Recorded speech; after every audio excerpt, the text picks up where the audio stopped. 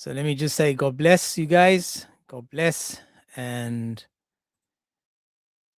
I'm just going to play a quick song for you and then let's enjoy.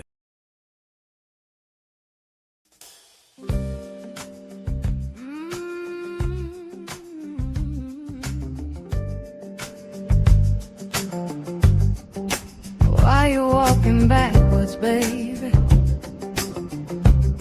Why you hiding from the light?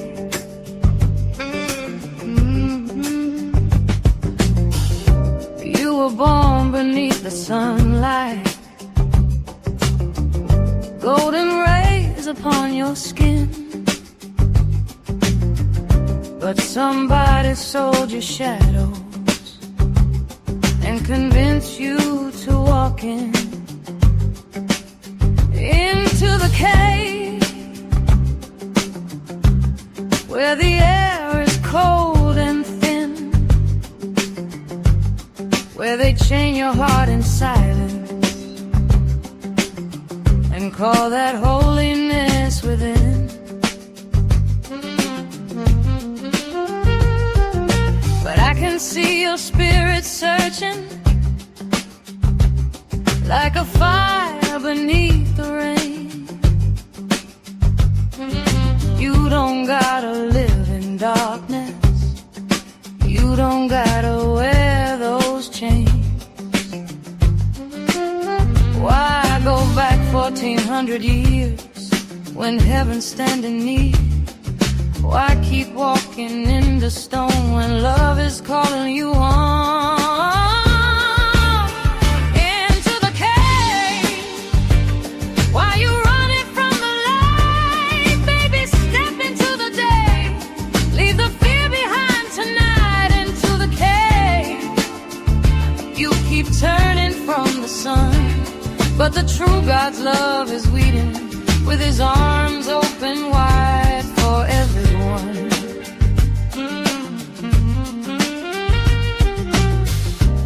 Summer wind across the city, sunset glowing on the sea. Truth was never built on hatred, truth was made to set you free. No more walls around your spirit, no more chains around your mind. Love don't hide behind a sword, baby. Love ain't frightened by the light. Every step outside the darkness feels like breathing something new, like the sunrise on the water, like the sky was made for you. Come outside, come alive, let the light fall on your face. No more caves, no more graves, no more hiding from his grace. Come outside, feel the warmth, hear the music in the air. The true God is love forever, and his light is everywhere. Into the cave. No, I'm walking toward the light, toward the love that heals the broken, turns the darkness into life. Into the cave. No, I won't go back again. I found freedom in the sunlight, and the true God calls me friend.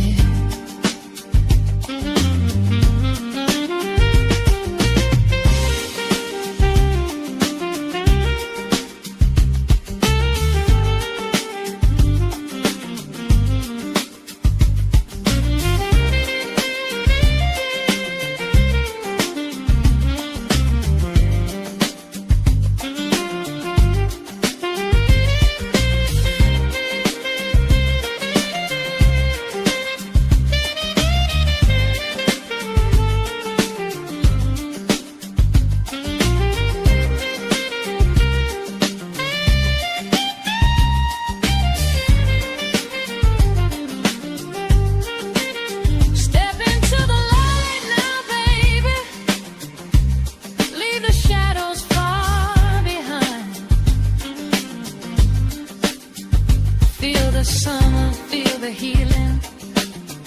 Let his love renew your mind. Into the cave. No more darkness, no more fear. I can see the morning rising, and the light is finally here.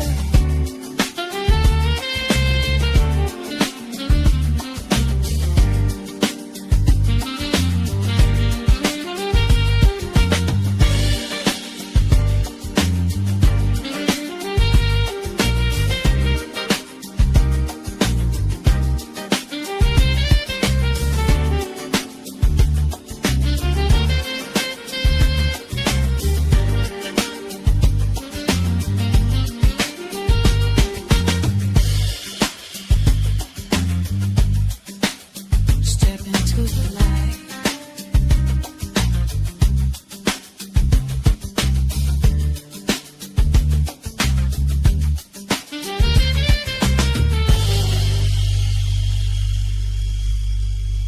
All right, all right, all right. I hope you guys enjoyed that. Made that this morning. I just felt inspired. But as you guys can see, I woke up to some crazy news, man. Some sad news. The Muslims behind my back. The Muslims behind my back. Pretending that they are not part of the live streams. They're not listening in. I told you guys, they're not coming to join the lives. But it seems as if they have been observing from the outside. Now I'm just going to say this. It's funny. These guys think that I'm in a niqab, and yet I could be dressed as a ninja. How do they know that I'm not dressed as a ninja, but I'm just, trying to keep it updated, So when I wore the black one, I thought I was actually dressed as a ninja. But unfortunately, the Muslims, they got duped. You see, Allah made it appear so. The God of Islam made me appear so to you. Allah made me appear so to you. Now watch this. This is how I see it. I see it as Muslims going to Thailand. And they go to Thailand and they go and find themselves some woman to do muta with. And when they get to do muta with these women, guess what happens? They find a willy winky down there. Whoops. Okay. They find a willy. Just put this back there. They find a willy and they get duped. They believe, hang on a second, why in the world does this woman have a willy? Now, this is why you're told to lower your gaze. I am in a ninja suit. A ninja suit. Yesterday I had a black ninja outfit on. I was cosplaying. I was pretending to be a ninja, like a Muslim pretends to be holy and pious, and a Muslim pretends to be virginous and wonderful. I was pretending to be something I'm not. That's a ninja. So I was pretending to be a ninja, and then some guy called Styles didn't like my style. Styles didn't like my style. Now the Muslims are being told to do what? Let me see. Muslims who open lives, give dawah on this app, or mod dawah lives, block this kelb, woof woof, or belt him every chance you get. Yes, it's a man in a hijab. So this is what I think happens. He came on a live. He was hoping to knock one out the park because he can't control himself. He's a Muslim. Can't control himself. He thought, oh, let me look at this woman's eyes and, get excited by looking at this woman's eyes.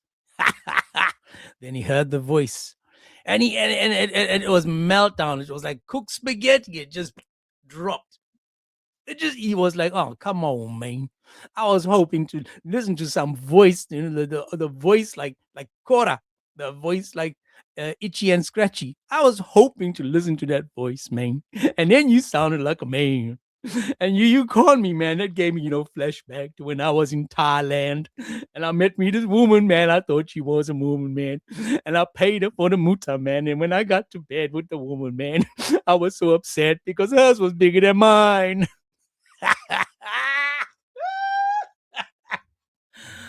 So this guy is now hoping that people would block me instead of saying, hang on a second, this guy, maybe this guy is doing dawah. So here's the first Muslim. Haman, how are you, sir?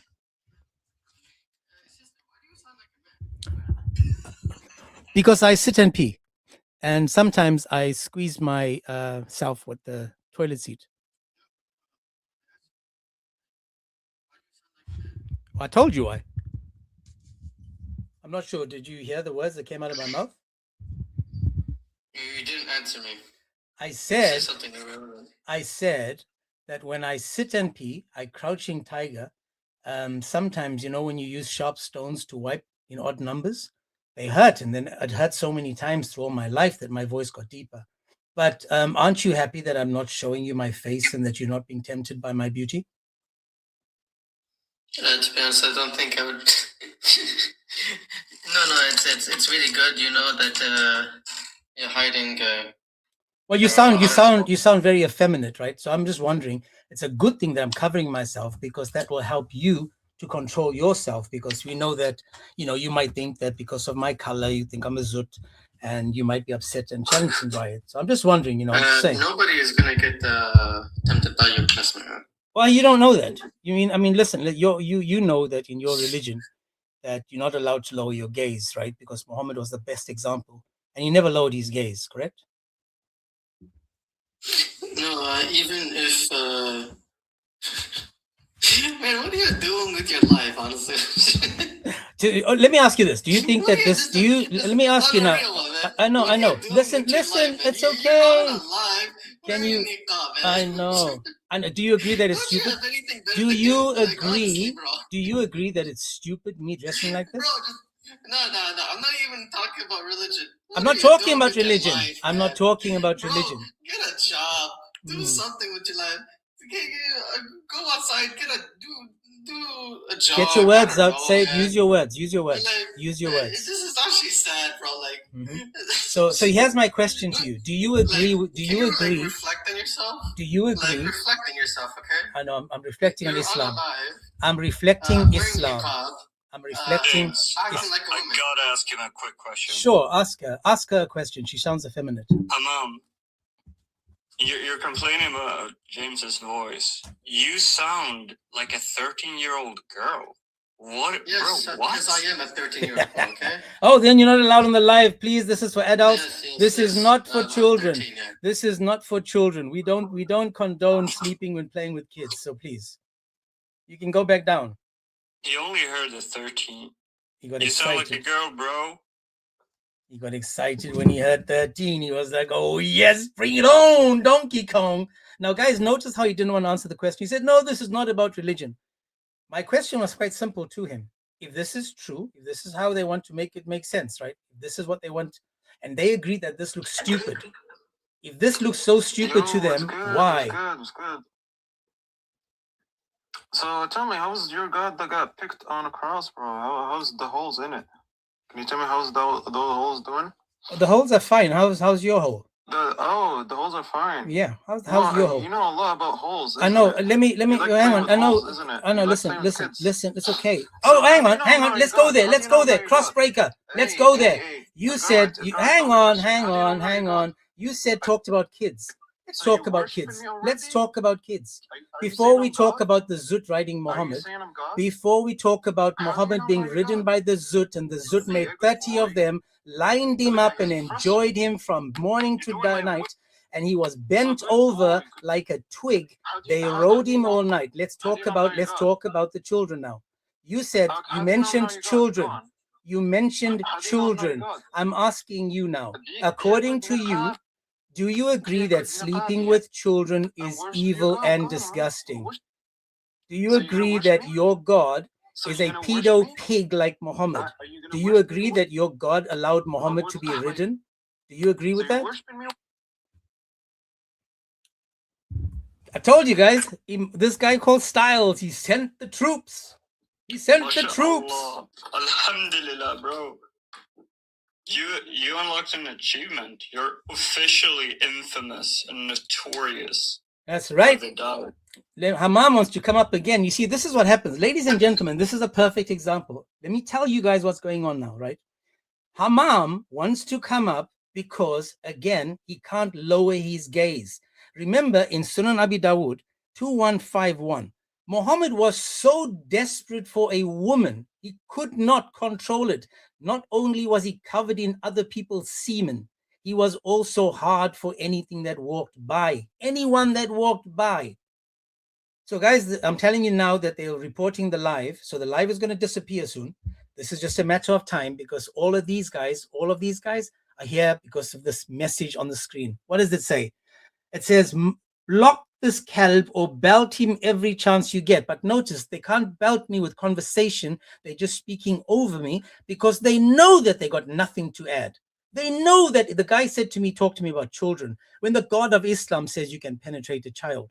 The God of Islam. Now, this over here, I'm dressed as a ninja. Just like how these women are dressed because they pretend to be pious. Remember that we have this girl called, what's her name? It's your sculpture? No, the other one. The anime character, Korra. Korra. We have Korra talking about how they go to lives discussing other men's body counts, how they discuss people's body counts. And then these people now are trying to come over here to disrupt this live. But I'll take them all on. Come on, Hammam. Come on, Hammam. Bring it on like Donkey Kong. I do feel like your God was raped on the cross, you know? That's the best you got? Is that the best you got? Niggas raping you, right? Is that the best you got? Just remember this. I'm gonna stop you now. Okay, watch this, right? Your prophet was lined up by a bunch of black people. Now you know what they say, once you go black, you don't go back. Your prophet, they made a train on him. He couldn't even sit. Then he goes towards it, Umar or one of his boys, and he lies on his lap and he's like, oh, hold me, man. They hurt me last night, man. They rode me all night long. And then Lionel Richie was like inspired all night long, all night. So then Lionel Richie got inspired by Muhammad being penetrated. In fact, I have a song for you, just made for you. Now, I want you to listen carefully because this song is made for you guys. Tell you a story, guys. All those that don't know about this guy called Muhammad. There was once a guy called Muhammad, man. Muhammad walks alone in the midnight. He was walking around. City lights flicker like dreams come true. Heart like a drum with a steady beat. Searching for love in every street. The shadows turn to velvet flames. Voices calling out his name. 1,000 smiles in the moonlight glow. Everyone whispers, Muhammad, oh, he never knew a love so deep. Like a river wide, like a vow to keep. Surrounded by beauty, bold and true. Every heartbeat calling. Zoo. What are they calling? Say it again. Zoo. We're saying what? Zoo. Zoo. Ride me, love me, never leave me. Never leave me, sweet things. Up last night, man. Hold me, touch me, always be with me. Silk dark skin in the summer air. I'll leave this on in the background so you guys can come back up again. You can listen to it while you're over here. Hey, dudes, give me 4 more. Many hearts for one embrace. Each fearless grace. Muhammad feels the world dissolve away. In their rhythm he wants to stay. Oh, he found a fire he can't deny. Burning bright in every eye. Not just one, but a symphony of love and sweet. Get right, black bastard. Black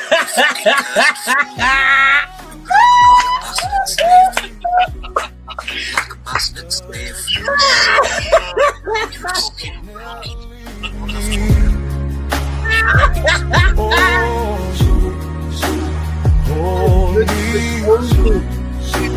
touch me, always be with me. No chains, no shame, no hiding truth. Just Muhammad and the power of Zoot upon Zoot. A chorus of kings in rage. Every promise fierce and true. Bro, this is an awesome one. Shout out.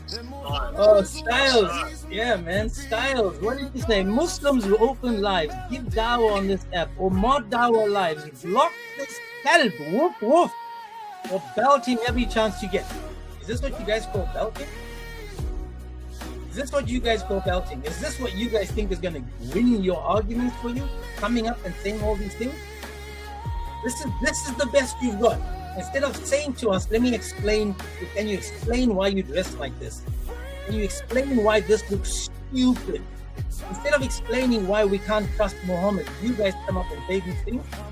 Welcome, bro. All of you, welcome. Found his heart in 1,000 shores, and every wave that meets his feet.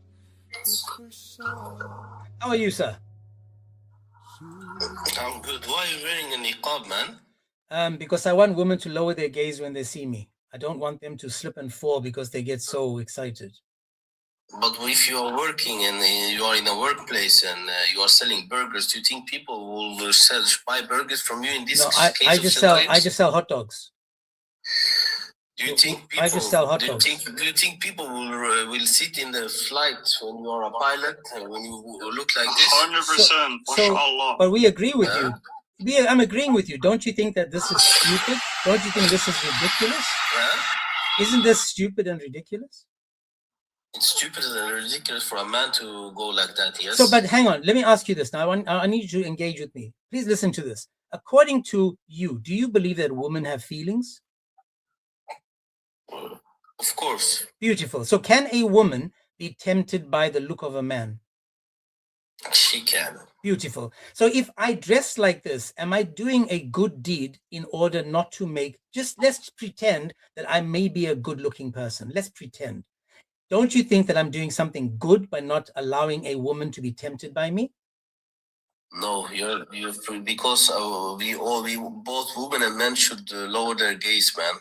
Beautiful. Now we're getting somewhere. Thank you for having a good conversation. So if you believe that women and men should lower their gaze, then the woman doesn't need to wear this crap because the man can then just lower his gaze, correct? A woman she's not recommended to cover her face. She can cover her hair and her body parts. That's what she needs to cover. Beautiful. So we agree then that according to me and you now, that a woman doesn't need to cover herself and look like this. Are you a Muslim, sir? I'm Muslim. Okay. So when you see the Muslim woman dressed like this, do you think it's because they want to dress like this or it's because the men can't control themselves? No, they want to do it. Okay, beautiful. And why do they want to do it? Because it's one opinion that they have to do it, and another. So hang on. If you have to do something, then you don't have free choice, correct? No, but it's one opinion that the most normal opinion and the most the strongest opinion is that a woman don't need to cover her face. Okay, but the reason she covers her face is so that the Muslim and she man. Don't need to do it when she's with other women. She don't need to. I get you. I get you. Household. My man, I get you. But listen to what I'm saying. The reason that they are lowering their gaze is not to be tempted, correct? We all are supposed to lower our gaze, yes. Beautiful. So if a woman covers like this, does it stop a man from looking at her? Not if the man cannot control himself. So for example, Muhammad couldn't control himself, correct? Because Muhammad never lowered his gaze. According to the hadiths, where's he gone to? Not sure, man. I didn't drop. Didn't do anything. Bro, this guy was almost normal. He came close, and then he must have got a message saying, hey, run. He was close. But Styles, I don't know you, Styles. Thank you so much for giving me a shout out, because it seems as if you really, poked the hornet's nest over here by getting these people to come and join and attack. We love being attacked. We love it because we feel that you guys only attack because you're weak. You guys can't have conversations because you're weak. Notice I let you guys say what you needed to say. But as soon as you start attacking, you can attack me as much as you want, right? Because I'm just a man. You can attack me. Attack my God, you got a problem. You say something nasty about my God, I'm going to say something about your God. And Muhammad to me is nothing but a man. It's not blasphemy to talk about a man. If I talk about a man, don't get upset about it. The topic is simple. The topic is still, should I trust Muhammad? And because I'm dressed like this and you guys have no self-control, as I said, I think this is a message to Styles. I'm going to look into the camera on TikTok. I'm going to say this, Styles, because you can't lower your gaze and because you were conned in Thailand when you went to go pay for mutta and you found out it was a man, you got conned again when you came to my live or someone sent you this and you were hoping for a nice, soothed, pretty little voice. And then you had me. So once again, it gave you a flashback of when you were conned and duped in Thailand, paying mutta to a man, a ladyboy. You conned yourself in Thailand and now you just buttered. And there is no pun intended with that. You thought that when you went to Thailand, you were the one going to zoot someone else, but you got zooted there and now you're upset again. So thank you, Styles. Let me read what Styles said one more time, guys, because this is, again, Styles says, Muslims who open lives give dawah on this app, talking about TT, or mod dawah lives, block this kalb. Where's the hate coming from? He doesn't even know what we spoke about. And then it says, or belt him every chance you get. Yes, it's a man in a hijab. I mean, a niqab. Notice again, the topic is behind the picture. The topic says, Muslims, should we trust your prophet Muhammad? Nothing attacking. There's no attacking in this picture or what's on the screen. It's a question for them. Can we trust your God? But this is just a perfect example of the weakness of this religion and how pathetic they are that they can't react. So what do? I've got 3 restrictions now for hate speech since these guys were coming and going. But notice, they came up, they tried to belt, they got belted, and now they're wounded animals walking back into the woods, trying to find a woman that gives a continental for them. So don't be conned by my beautiful outfit. I put on a white one today just to show you guys that even though I'm a ninja, sometimes I can also pretend to be that I'm not a ninja, right? I can tuck it in over here, make it sound, because when I do my 007 work, I can't be noticed. So you guys don't know who I am and what I'm standing for. But yet, you call me names, call me a kalb, belt him.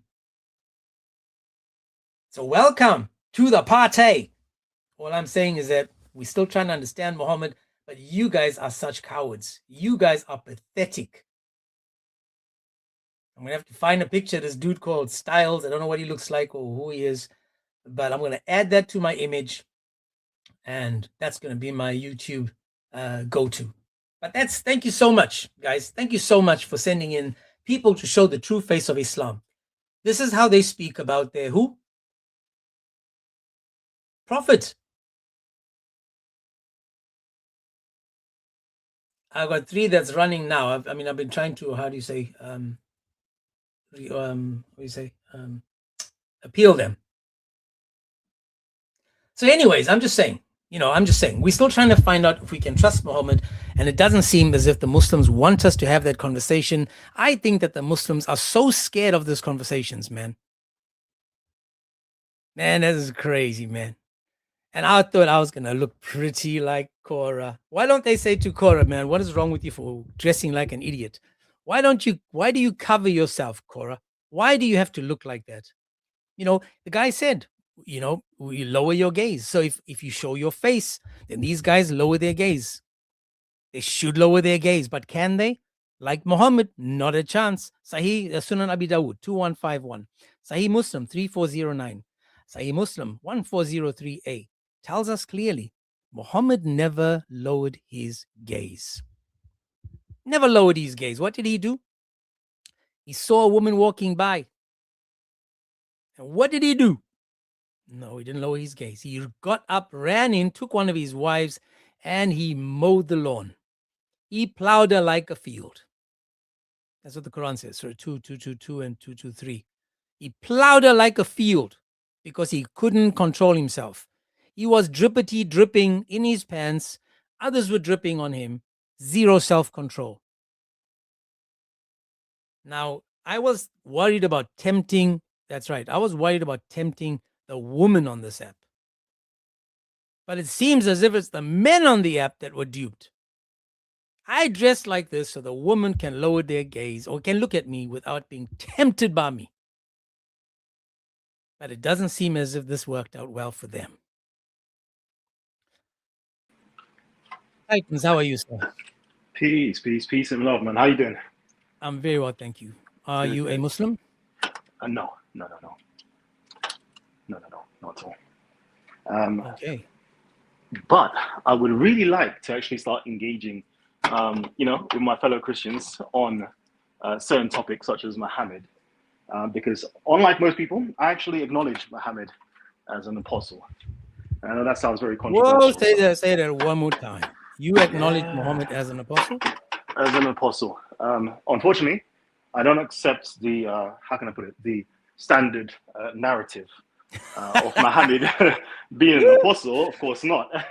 Because that would make it make sense. Make it make sense to me. What about Muhammad do you believe is true? Okay, so nothing with inside. So, but hang on, you are Christian? You said you are a Christian. Oh, yeah. So you're a Christian that believes Muhammad is a prophet. Mashallah. Please explain. Yeah, definitely. Yeah. So again, I would say I don't accept anything with inside of the traditions. We all know that stuff kind of originated around 250 years after the supposed death of him. So you don't take the hadiths, is that what you said? Nah, yeah, exactly. So the hadiths, all the traditions, the exegesis, all of that stuff is just it's just kind of like fabricated, stories that's being told. So you believe the Quran is true? I would say, because I don't like to use things like true. I would like to say that it was constructed as a Christian text. Yeah. Okay, so you're saying it was constructed as a Christian text. Is it in its current form a Christian text? I would say in its current form with inside of the Arabic language, it still is a Christian text. Unfortunately, hang on. You sound like a Muslim. What do you mean in its Arabic language? You saying that it can't be translated? That it loses its No. I'm saying that most of the translations that we see today has been, how can I put it, influenced by Hadith literature. So therefore, it has a particular twang to it that is not quite Christian. So let's try one. If I go to the Quran and the Quran says that you can marry and penetrate little girls before their first menstruation, the direct translation without looking at hadiths is telling me clearly, according to that hadith, according to that Quran verse, that that's what you can do. So how am I misunderstanding that? And is that in line with the Bible? Yeah, so I would say that it doesn't say anything like that with inside of the Quran. No, it doesn't. You read the Quran, bro? Yeah, of course. Okay. Yeah. So with inside of the Quran, it doesn't say that at all. With inside of the Hadith literature and other Islamic let's go texts, to the verse. I need to take you on a little journey. We're going to go to the verse now. Cool. We're going to see what the verse actually says. Do you speak Arabic? I don't really speak Arabic, but I can understand and read it. Then you don't understand, and you can't read something. Never mind. So I'm going to put on the screen just so you can see, and we're going to show you the different. So on the screen right now, I'm just going to add it on that. So it says, "As for your women who have despaired of further menstruating, if in doubt, their period shall be 3 months. And those who have not yet menstruated, as yet, lam nahitna. And those who are with child, their term is when they bring forth their burden." There's 3 groups of women in this verse, correct? Correct. And one of them has not yet reached the years of menstruation, correct? Nope, that's the next. You're reading that into the text. Okay, let's see. The first group are those that are pregnant, those that are too old, correct? Mm-hmm. So let's back up. Let's back up a little bit first, right?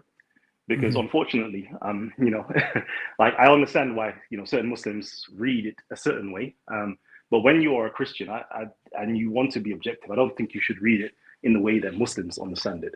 So first and foremost, it says. So hang on. So I'm not supposed to read it as a Muslim would. I must read it as a Christian would. I would say read it either as a Christian would or objectively. Okay, so let me read it as a Christian. Mhm. As for your women who have despaired of further menstruating. So if I can just stop you and just pull back. The Sure. chapter itself, and even the words that you're reading, it says women. Beautiful. So we're talking about a classification of human beings who are adult females.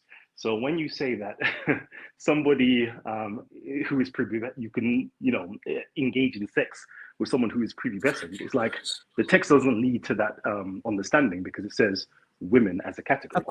According to Muslims, when is a girl a woman? So exactly, that's the whole point there. Because once you start reading it as a Muslim would understand, that's where the problem lies. Because so again, I'm asking you, according to, now again, there's three ways. I've learned one thing. There's three ways, and this is for everybody. There's three ways of understanding scripture. Three ways. Way number one, yes. Sorry, can you remove the pin message on YT? Sure. So guys on YouTube, if you guys can see all the names that are on the YouTube, please give each and every one of them a follow, subscribe to their channels, and like and support them, please. So I want you now to pay attention. Everybody, this is everyone. When you read scripture, there's three ways of understanding it. One is in its time. The second is through the thread of scripture, through scripture itself, the thread leading from the beginning to the end. How does it fit in? And thirdly, how all of this plays out today, right? Now, in its time, this verse in its time, according to the Islamic history. Now, we're not going to ignore, because we are Christian, we're not Muslim. We don't run from history. According to its time, this verse would be understood as to who and why. Now, this is why, according to this verse and other verses, there's an asbab nuzul, meaning a reason for revelation. Not given to us by hadiths or tafsirs. This is a reason for revelation, because Allah is a reactive God. He reacts to things. For example, a man came and asked Muhammad, you mentioned all these women, but you never mentioned little girls. And then Muhammad, boom shakalaka, he gets a message saying, oh, regarding little girls, and this is the reason why this verse came down. The reason is the asbab nuzul. Now, looking at the verse, when it says, I agree with you, it's saying, as for your woman, right? But when it talks about women that have not yet menstruated, meaning in the Arabic, right? Let me show you the root word in the Arabic. Mm-hmm. Because the root word says lam, not lan, but lam, tells you lam yahidna, meaning they have never reached the years of menstruation. This again is the Arabic translation of the word lam yahidna. No, that's incorrect. Oh, okay. Now we've got an Arabic speaker that understands Arabic. He just told us he doesn't understand it, but he can read it and he can. No, I told you that I understand it. I said I do not speak it. You said you can read it, but you don't understand it. No, I said to you, you asked me, do I speak it? Do I speak Arabic? I said, no, I do not speak Arabic. I read Arabic and I can understand Arabic. Okay, but anyway, you're going to obviously blow our minds now with some kind of knowledge. So according to you, what does this mean? It says they're not menstruating. Not that he has not yet menstruated. It says not menstruating, so not currently menstruating. The word directly from the Arabic is not yet. They've never reached the years of menstruation. Not yet menstruated. Okay, where is the word yet inside of that phrase? Maybe it's not over here on the root, but that's how you, when you speak it, that's what it says. Not yet. Yeah, that comes in via the hadith literatures. That's nothing to do with hadith again. There's nothing to do with the hadith. It really does. That's why it says not as yet. Yes, because it ties the word back. is clear about it. Yes. Now, hang on one second. Christian Sheikh, if you still there? Christian Sheikh, I throw you come in. If you can jump in, because he's Arabic speaker. He will tell you what it actually means. Because again, not yet menstruated. You see, the translations have brought it up over there and saying to us that they've not yet menstruated. Yeah. Because they're too young. And this is why you can run from the tafsirs and the hadith. Okay, you're running away from the hadiths. What about the tafsirs? Do you take tafsirs? Yeah, The Muslim all of- explanation? All of those, as I said, like I read it as a historian would read the Quran and any other piece of literature. So you, as a historian, don't you go to people of the time and understand how they understood it? Exactly. So we can see Let's the go development. Yeah, we can see the development of how over time the understanding of that. Okay, so particular verse- Ibn Abbas wasn't over time. Ibn Abbas was one of the people with Muhammad, correct? Okay, so I'm going to say this, right? In terms of Ibn Abbas, you've got this whole isnad of it coming from Ibn Abbas. With inside of like Islamic studies, with inside of academia, we look at the common Not a links. Muslim. Sorry? Nothing. I'm just sorry, go on. Yeah, I said with inside of Islamic studies, i.e. in Western academia, there is something called isnad kul matin analysis. And you look at, where did the common link actually start?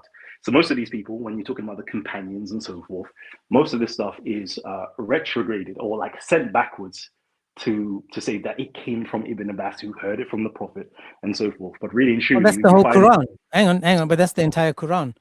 The Quran is based on he said, she said. Okay, that's fine. So hang on, you must remember that the tafsirs, the hadiths are all he said, she said. The Quran itself, when you're trying to understand the Quran, in fact, the Quran itself fails its own criteria, because do you agree that if the chain of narration, if the chain is broken, then the hadith itself is not accepted? With inside of let's see, what's it If you have called if you have a corrupted chain, if the chain is corrupted along the way, yeah, do with you inside accept of something? with inside of ilm al-hadith, like the science of hadith, with inside of Islam itself, they do say if it is broken, then they don't actually accept it, but that's not actually correct, because they do have mursal hadiths with inside of Sahih Bukhari and other books like that. So technically speaking, they say they don't accept it, but in reality, they do accept it. When you say they, say you too, because it seems as if you can lie to everyone and tell them that you're not a Muslim. I think so everybody who definitely everybody who knows me. not a Christian. But I'm going to go with you. I'm going to go with everybody you. who knows me, I'm quite well known. Like I'm pretty sure we've had conversations before on Rob's channel and Stop Spamming and so forth. Like I'm Callum from Titans TV. Everybody knows. Full Muslims know I am. Yeah. No. I didn't see your name.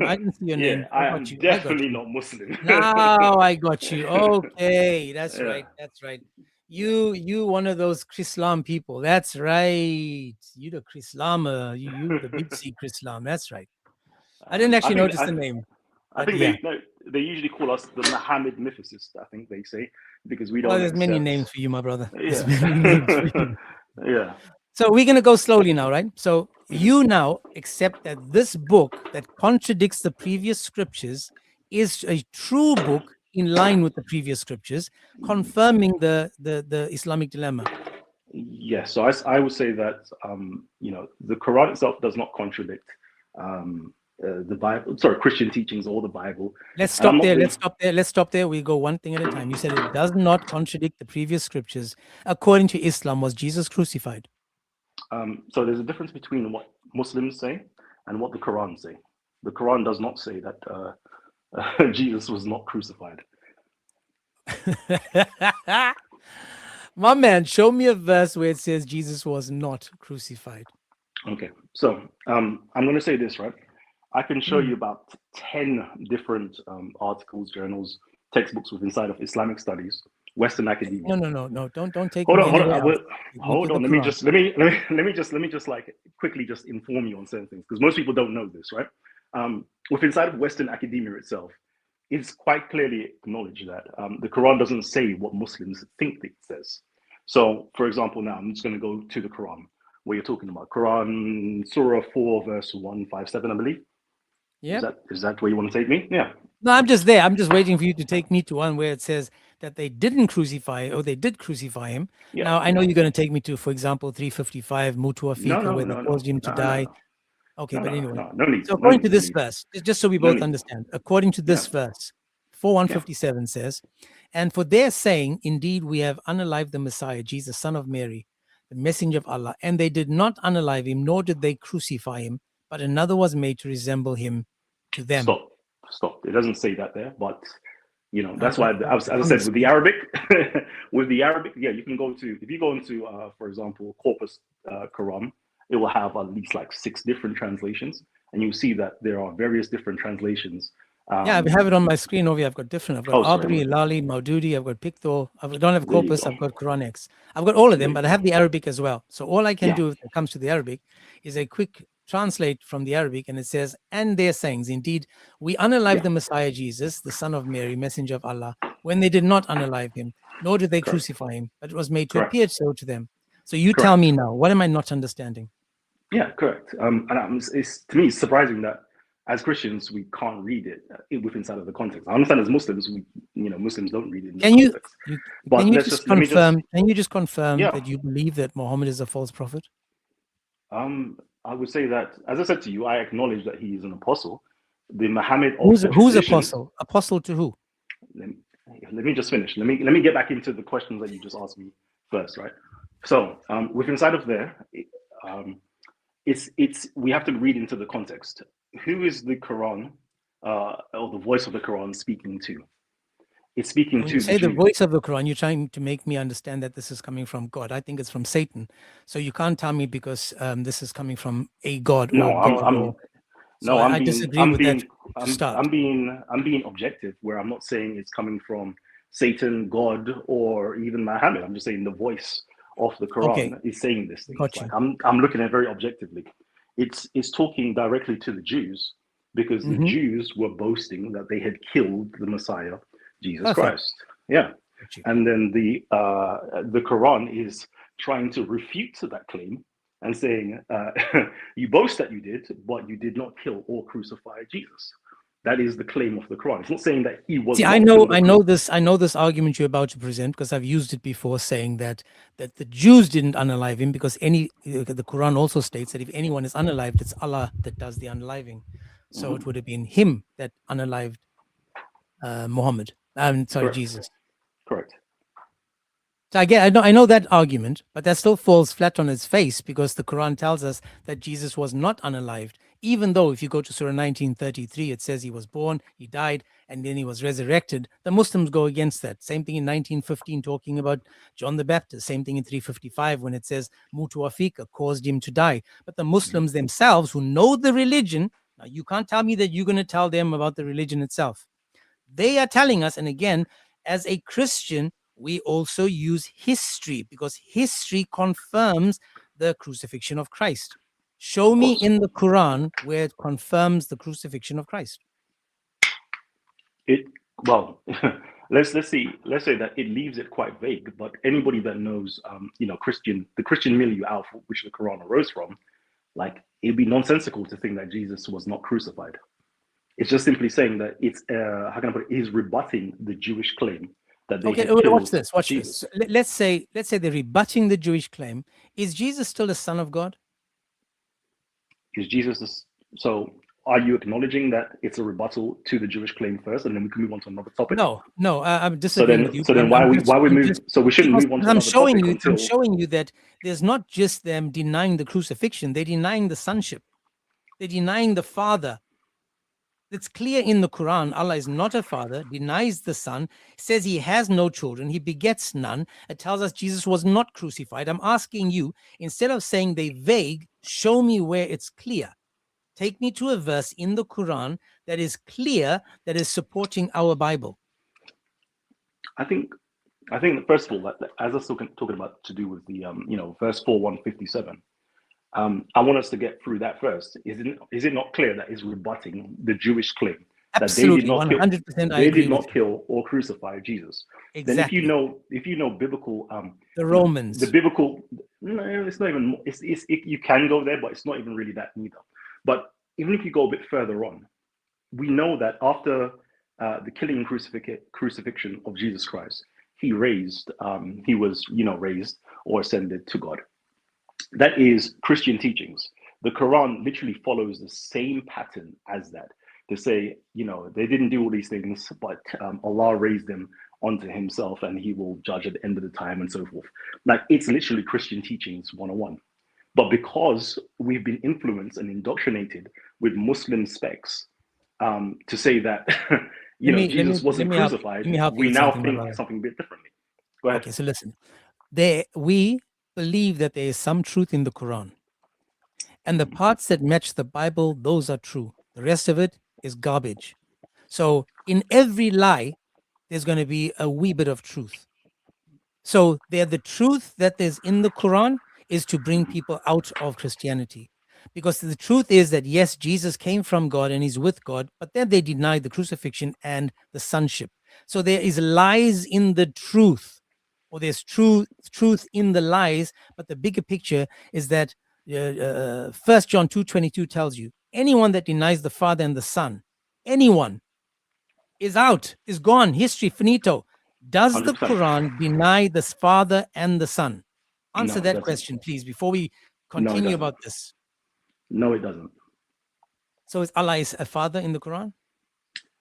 Allah is not mentioned as a father in the Quran. Does he deny being a father in the Quran? 100% he denies begetting or engendering children, yeah. Beautiful. So he denies all that. Does that go against the Bible? No. So is Jesus the begotten Son?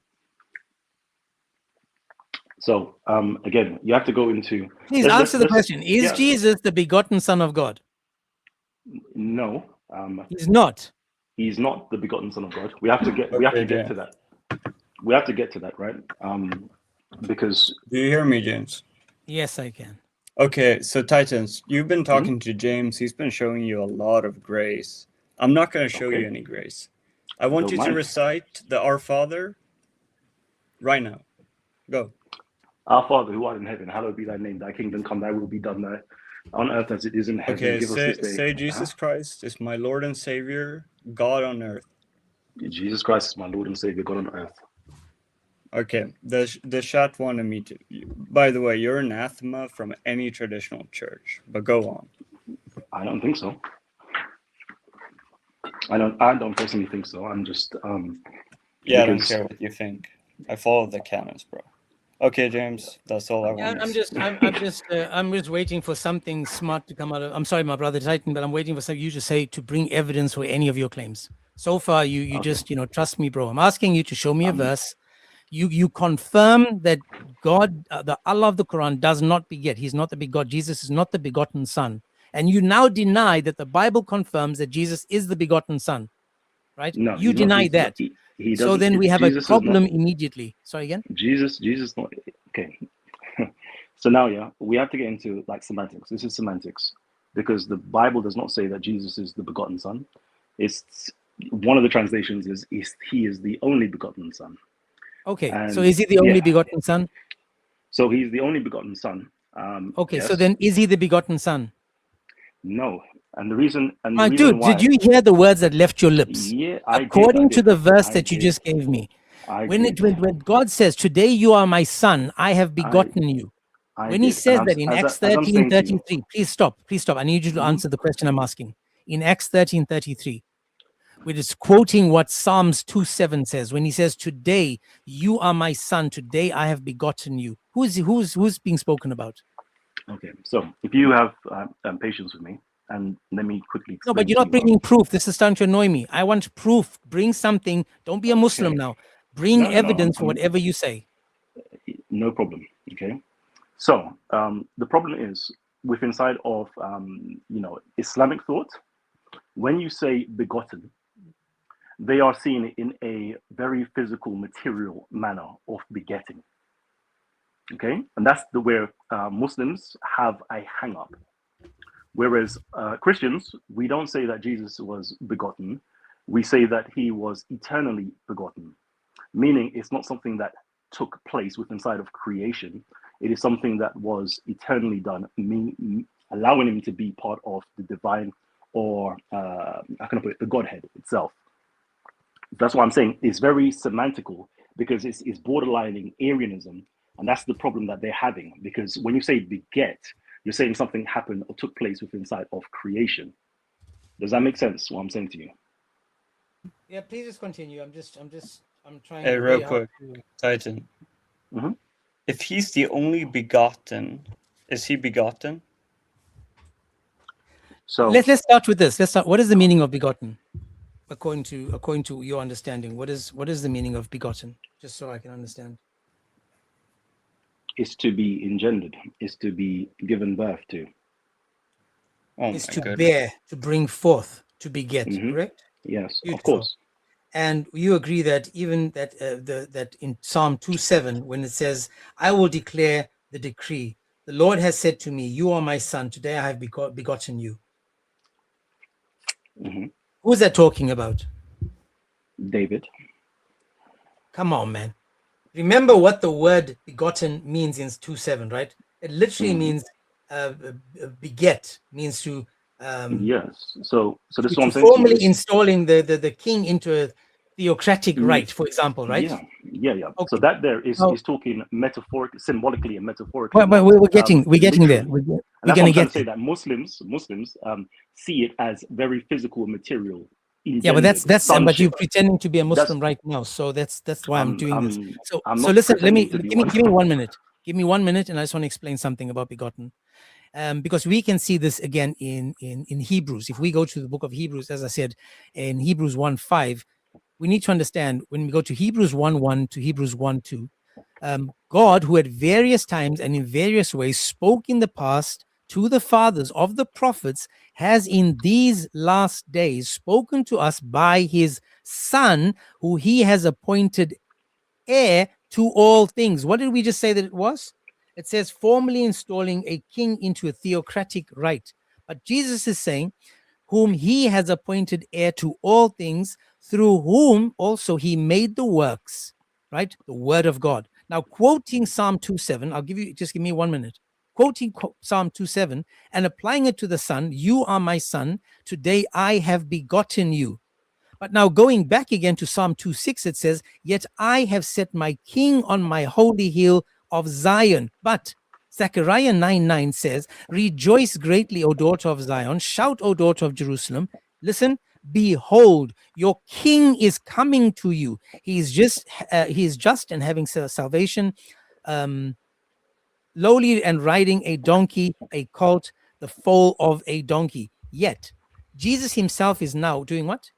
Fulfills this prophecy when we go to John 12:12-15, when he says, the next day a great multitude that had come to the feast, when they had heard that Jesus was coming to them, right? When Jesus was coming to Jerusalem, took branches of palm trees and went out to meet him and cried out, Hosanna, blessed is he who comes in the name of the Lord, the King of Israel. Then Jesus, when he had found a young donkey, sat on it, as it is written, for fear not, daughter of Zion, behold, your king is coming, sitting on a donkey's colt. Going back to Psalm 16:10, it says, for you will not leave my soul in Sheol, nor will you allow your holy ones to see corruption. Now, Peter says in Acts 2, still regarding the begotten son, Act 2, 29-31, he says, men and brethren, let me speak to you freely of the patriarch David, that he is both dead and buried, and in his tomb with us to this day, being therefore a prophet, and knowing that God has sworn with an oath to him that the fruit of his body, according to the flesh, he would rise up to Christ to sit on the throne. He, foreseeing this, spoke concerning the resurrection of Christ, that his soul was not left in Hades, but nor his flesh see corruption. So Psalm 2 is not about David, it's about Jesus. So again, you got that wrong. So now we've established that Psalm 2, talking about Hebrews, is not talking about David. It's talking about Christ, him being the begotten son. Show me in Islam, Allah has a begotten son. As I said to you, you wouldn't find it because that's not what they believe. But beautiful. So then does that go against the Bible? No. No. And the reason why is you have to understand the context. Unfortunately, let me just see if I can get on the same level as you. Do you read any academic works regarding Islam at all. Like what? So if you're familiar with Quranic studies or Islamic studies, any Western academia or scholarship on Islam itself, are you familiar with any Well, of it? depending on what I've read the Ibn Ishaq, I've read Ibn Hisham, I've read not all of it. That's Well, these are the scholars Islamic. you need to go to, not no, the. those are Islamic scholars. I'm asking you about How do you learn a Western religion? academia. Well, no. Give me an example of who you're talking about. So, for example, you have people like, Gabriel Reynolds. You have people like Patricia I Crone, Michael Cook, Nicholas Sinai. Okay, so that's why we're not going to have this. We're not going to have a fruitful conversation, because I think where you deal with things, you deal with things from a traditional standpoint. I'm dealing things from an academic standpoint. But hang on. Unfortunately, when you're saying I'm dealing with things that you said you deal with tradition and not I'm dealing with academic. Which one of us is using the Quran as its main reference, its primary source? I would say I'm able to use the Quran as its No, primary you're listening source. to somebody else talk about the Quran. I'm going to the Quran. I'm not. I'm not. That's okay. So I can read the Quran for myself, just as we had the conversation about chapter 4, verse 157. And it's only through you reading the traditions surrounding the Quran and Islam do you come up with a narrative that Jesus was. That's why I'm asking you to show me an alternative verse that confirms your point. For example, you agree that Jesus now is the begotten Son spoken about in Psalm 2. It talks about Jesus. We know this throughout. Everything points to Jesus, not to anyone else, not to Muhammad. The Quran even makes a claim that you find Muhammad in the previous scriptures. I can't wait for you to explain that one, but that's besides the point. I'm saying that's the problem. You are now you've gone against that Jesus is the begotten Son of God, and I've shown you that begotten is talking about Jesus from Psalm 2 and yada yada onwards. Yet you still haven't been able to show me that you said the opposite is true in the Quran, and yet it's not a contradiction. Can you show me any evidence in the Quran that Allah has a begotten Son called Jesus? Yes or no? Okay. So as I said to you before, no. And the reason why is because you have to understand the historical context from which the Quran arose from. Okay. So explain the historical context. Explain it. Don't say I need to explain it. What is the historical context? Okay. So, a good article to read, right? And I want to explain. I don't want to read any articles. Tell me. Give me your point now. Tell me.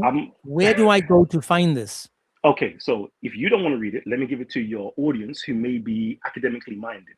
So there is a particular. My brother, I can read it in my private time. That's not a problem. But I'm asking you now, in the conversation we're having, to present evidence that Jesus was a begotten Son of Allah, yet Allah denies ever having a son. Okay, so just please present something. Let me talk to you then. Yeah. So if you understand the historical context, you'll know that there was certain heresies that were going on inside of the Arabian Peninsula itself. Certain things such as tritheism and Arianism. And it seems as though scholars are acknowledging the fact that it seems as though that the Quran is addressing certain things, such as tritheism and other heresies that was going on. So finding a place where the Quran says that Jesus is the begotten Son of Allah, you will not find it, because it is counteracting, tritheism and monophysitism, where they hold that view. So they're going to be speaking against that view. So it's very technical, and that's why I was saying, is Allah a father in any sense to Muslims? Do any Muslims believe that Allah is a father to them? I don't know. You'll have to ask Muslims whether they believe that or not. They do believe that Allah is a father. So in terms of the Christian Allah, yes. In terms of the Islamic understanding of Allah, I think you'd be hard pressed to find Allah. Who's the Christian Allah? Who's the Christian Allah? The Christian Allah is the Allah that it's the Christianity that predated the Quran, for example. Did that Allah have a name? What do you mean? Does Allah have a name? The Allah of the Christians that predates Islam. Did that Allah have a name? He has a divine title. Some of them called him Rahmanan, and other names as well. Before Islam, what was the name of Rahman? Rahman, that's it? Yes, Rahman. Okay, so can you show me in the Bible where the God of the Bible is called Rahman? Nope, I can't show you that. No.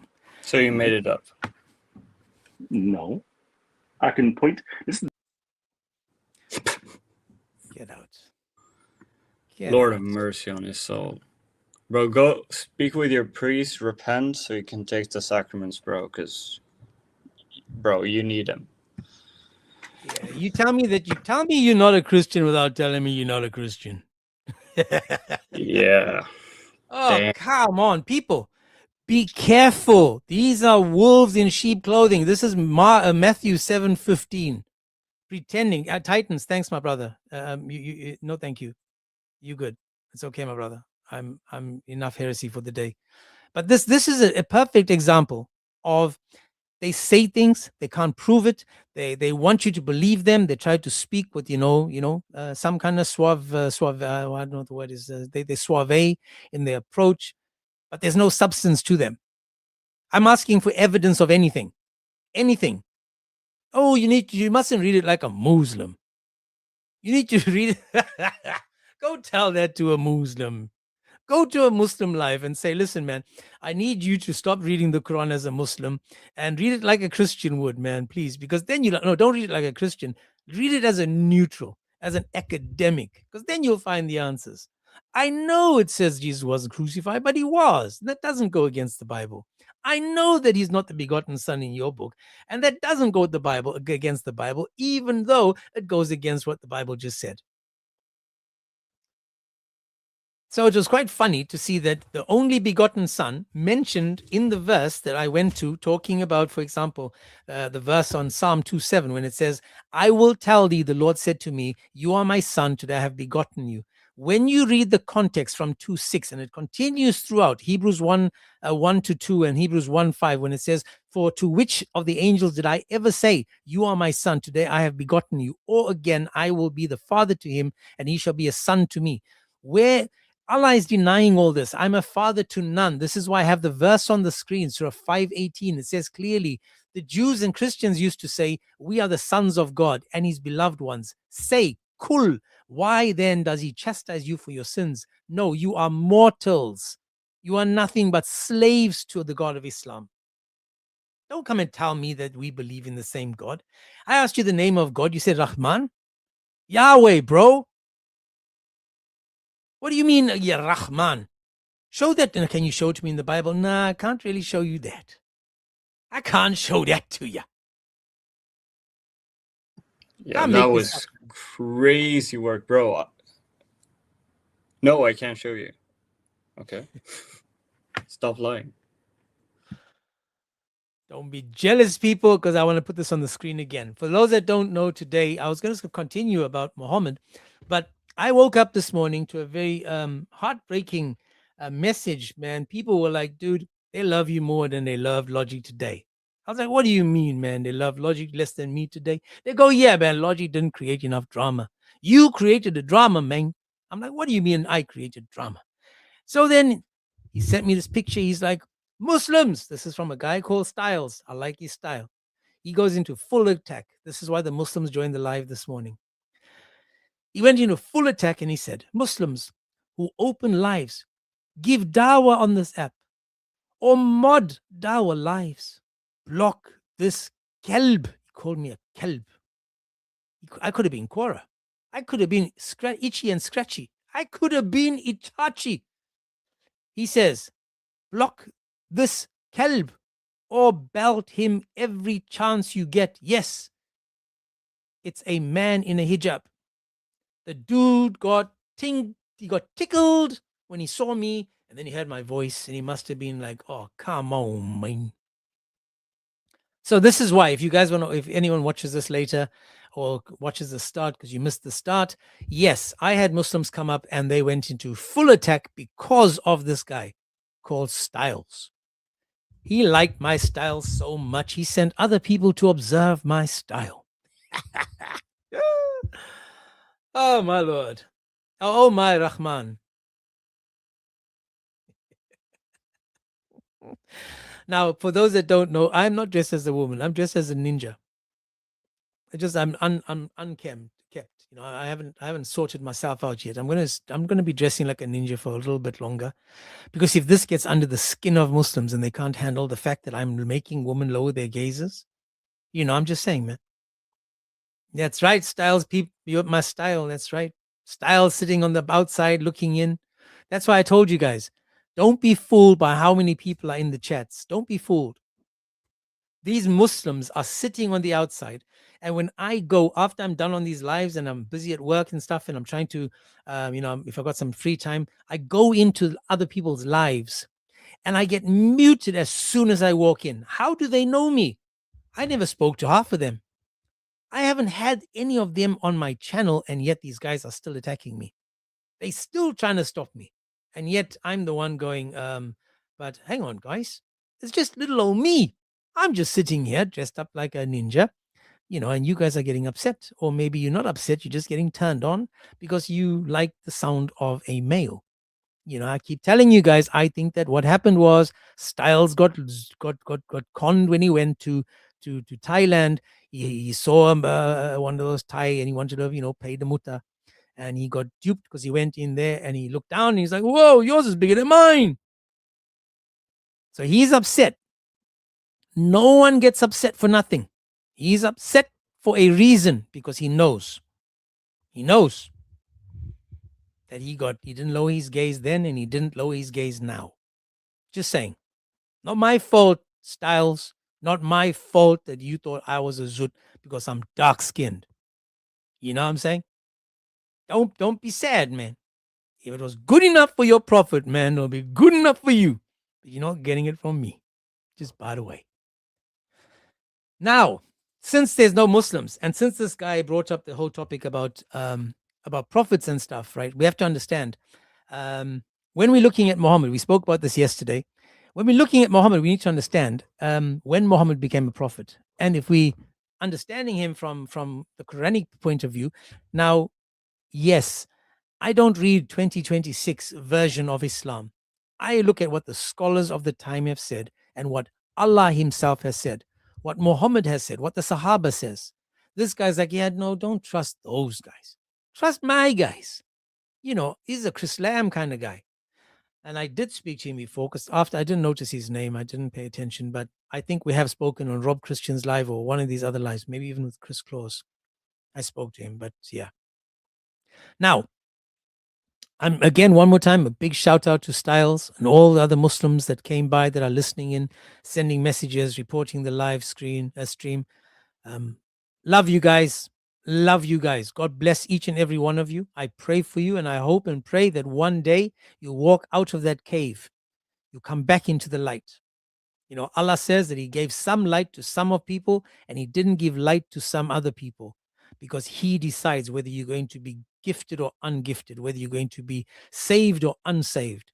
I'm saying to you guys, walk out those caves, walk out of darkness, come back into the light of God, true God. Just by the way. It's STFU.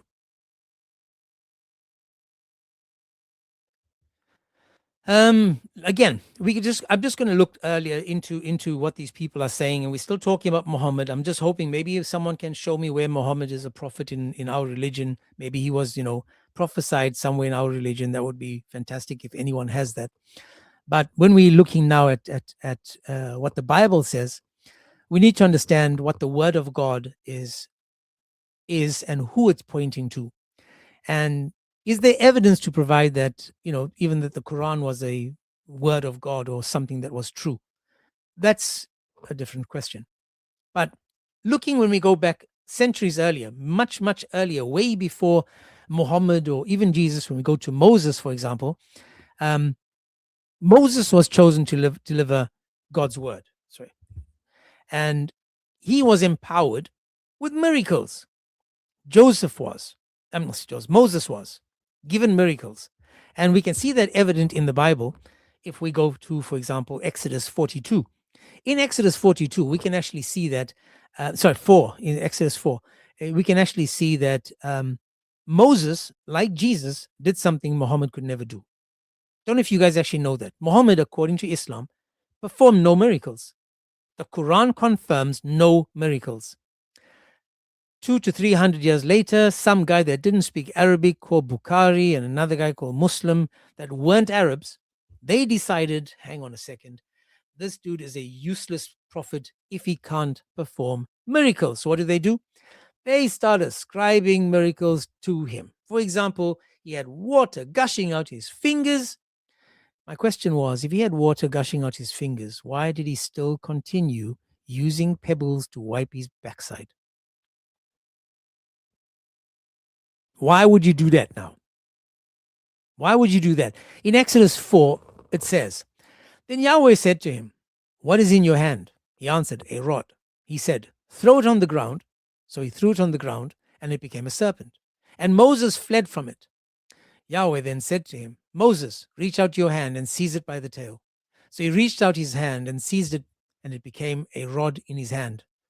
Then God said, this is so that they may believe that Yahweh, the God of their forefathers, the God of Abraham, the God of Isaac, the God of Jacob, has appeared to you. This is so they may believe. What? The miracle. So once again, we can see that a miracle was given to him, put into his hand, so that he can perform a miracle knowing that it's coming from God. Now, people that argue against Christianity would say, but there were also other people doing miracles at the time. Yes, you can even go to a circus today, and they can do something to amaze you. But look at the miracle of Christ. When we look at the miracle, for example, of Moses, what happened with the power that Moses had, even when it came to that snake? Reading on, it goes on, because we can see now, again, if we're looking at Yahweh and what he did for him, he says, put your hand, please, in the upper fold of your garment. So he put his hand into the upper fold of his garment, and when he drew it out, his hand was stricken with leprosy like snow. Then he said, return your hand to the upper fold of your garment. So he turned his hand to his upper fold of the garment, and when he drew it out, the garment, it was restored like the rest of his flesh. The power, man. And he said, if they will not believe you or pay attention to the first sign, they will certainly heed the next sign. Still, even if they do not believe in these two signs and refuse to listen to your voice, you will take some water from the Nile, pour it out on dry land, and the water you take from the Nile will become blood on the dry land. This is how powerful miracles are done. Muhammad did no miracles. Muhammad did no miracles. No, the Quran says, no, Muhammad, you got nothing, man. You got nothing, man.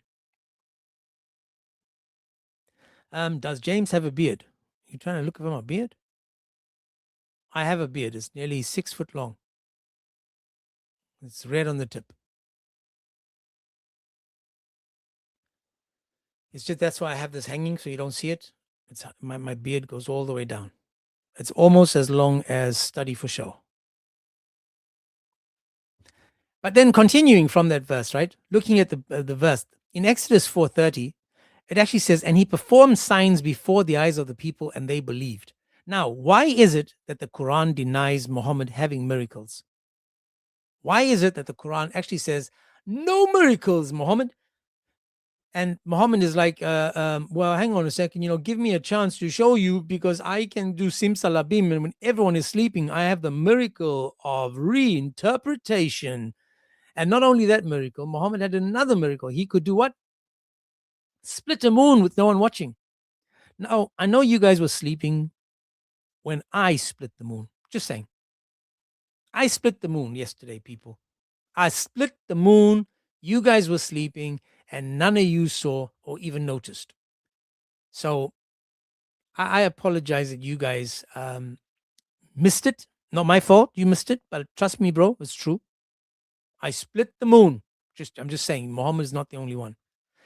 But then continuing on, the people saw this, they were amazed. And then we can see again in Matthew, when we go to Matthew, when it says that the blind were seeing and the lame were walking and the lepers are being cleansed, the deaf are hearing, the dead are risen, and the dead, are living again, and the poor were told good news, and yada, yada.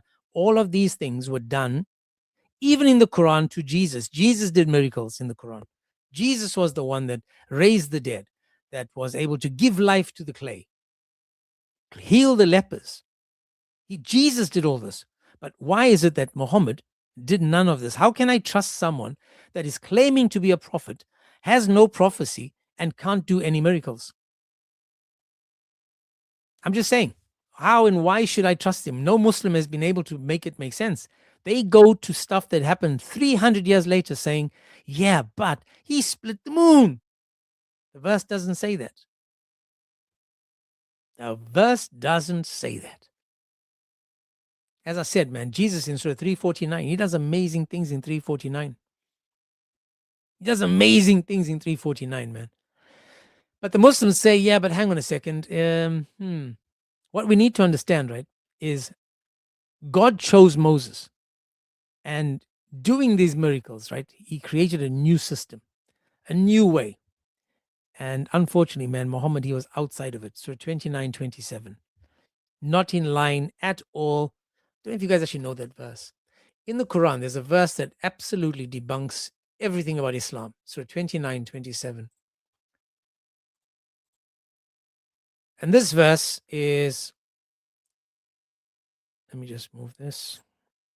29:27 says, and we gave him Jacob, Isaac, Jacob, and we appointed prophecy and the book among his seed. We gave him his wage and the world. Oh, that doesn't really, it's bad translation. And we gave to him Isaac and Jacob and placed in his descendants prophethood and scripture. Notice how Ishmael is not mentioned there. Ishmael is not mentioned there. Prophethood was given to Jacob and Isaac, not to Ishmael, not mentioned in the verse. How is this dude a prophet? Still trying to find out. So again, looking now at the Quran again, still trying to find out if I can trust the God of Islam. I'm trying to trust him. I promise you guys, I'm trying my best. I almost came close to my Shahada yesterday. Styles, love you, bro. I'm just saying, I'm going to give you a shout out every now and then, Styles. Love you, man. Just don't be confused. Don't look at this and think I'm a Korah or Itchy and Scratchy. You know, don't be confused, man. Let me correct you with the Korah. Beautiful. I mean, you know, we all love Korah. Her God is like me and Elijah. Her God is not all powerful. She said it, man. He's spatial. She said it, man. I'm just saying. Now, let's find out if there are any miracles given to Muhammad according to the Quran. Right? In one of my books that I've written over here, I actually have a book where I've written down verses where we can see how many miracles Muhammad provided. For those that let me show you how many miracles I found so far. Let me see if I can show it to you. Hey Blake, shout out Blake, and please lower your gaze, Blake. Come on. Oh, Blake, come on, Blake. What's wrong with you, man?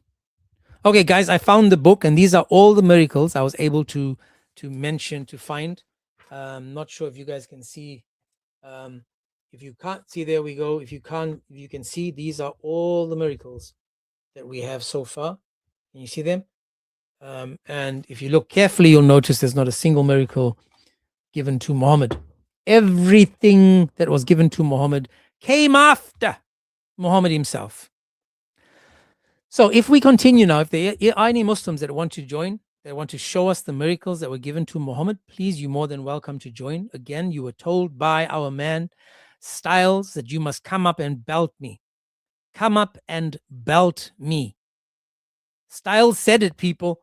Muslims, listen to Styles. He seems to be an educated fool with me on his mind. I mean, he wants you guys to debunk the fact that Muhammad, or according to the Quran, did no miracles. So call me and Allah a liar. Call me and Allah a liar. The compass says, open books of history and you'll come to an understanding. He provided very few, like 0. Okay, let me just see. Maybe I missed it. Okay, but now we're going to see. What does the Quran say? In the Quran, in view of the fact, again, of the earlier messengers and what they were able to do, right, by performing these wonderful things, miracles and stuff, we have to understand from the authenticity of the messages that they brought, who they were, what they were presenting. And now we're trying to understand, is Muhammad one of these? You know, because the people at the time of Muhammad demanded miracles. I'm going to say that again. The people at the time of Muhammad demanded miracles. And Muhammad, he delivered. He delivered miracle after miracle while they were sleeping. It's like, guys, whoa, didn't you see what I did yesterday? Were you were sleeping? Come on, mate. But there was a guy in India, a king in India, sitting down there minding his own business, looking up at the sky, and he saw the moon get split. Wow. He sent a pigeon as fast as it could. It flew, landed on the Kaaba with a little note on its leg saying, "We saw it. It has to be true. We saw it. It has to be true." Because back then, they didn't have mobile phones, so they were using pigeons, and the pigeon used the Kaaba as a landing strip. There's still marks from their landings on the Kaaba today. Just saying. Now, in the Quran, in Surah 21:5, going back to the Quran, 21:5, let me take you there, and we're going to see what it says. Yeah, James. Yes, sir. The same guy the Compass guy on TikTok. I just want to show it to the audience here on YouTube. He said Allah will descend. Speaking of Quran, punishment of Allah. No, whatever. Huh? Never mind, bro. Compass, if you want to join us, you're more than welcome. If you're a Muslim and you want to join, you're more than welcome to request. More than welcome, Compass. Not sure if you use the North Star as your main heading. So in Surah 21:5, it actually says, I'm going to read you different translations. It says, they have said the Quran is only the result of, sorry, let me move it there. They say the revelation, the Quran, is a mixture of false dreams. Rather, he has invented it. Nay, they say, muddled dreams. Nay, he has invented it. Nay, these are confused dreams. Nay, he has forged it. He is a poet. Hilali says, nay, these, the revelations of the Quran, which are inspired to Muhammad saw, are mixed up false dreams. No, he has invented it. Nay, he is a poet. So all these people are calling him out as a poet. Why didn't Muhammad come up and say, guys, hang on, let me just show you a miracle, man. Let me do a miracle for you. Compass, how are you, sir? Hello, James, how are you? I'm very well, my brother. You? Alhamdulillah, gaat goed. Everything is okay. You say touch wood? Alles gaat goed. Dat is Nederlands. Dit is Oh, Dutch. alles gaat goed, ja. Ik praat een klein beetje Nederlands, nee, bijna goed. Okay, man. Hey, maar I think that every possible outcome is possible. You think every impossible outcome is possible? Yeah. So then if it's possible, it's not impossible. I mean, no. Let me correct it. I think that all outcomes are possible. All outcomes are possible.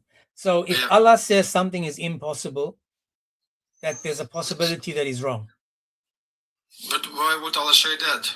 For example, Allah says he created man and jinn for hellfire, correct?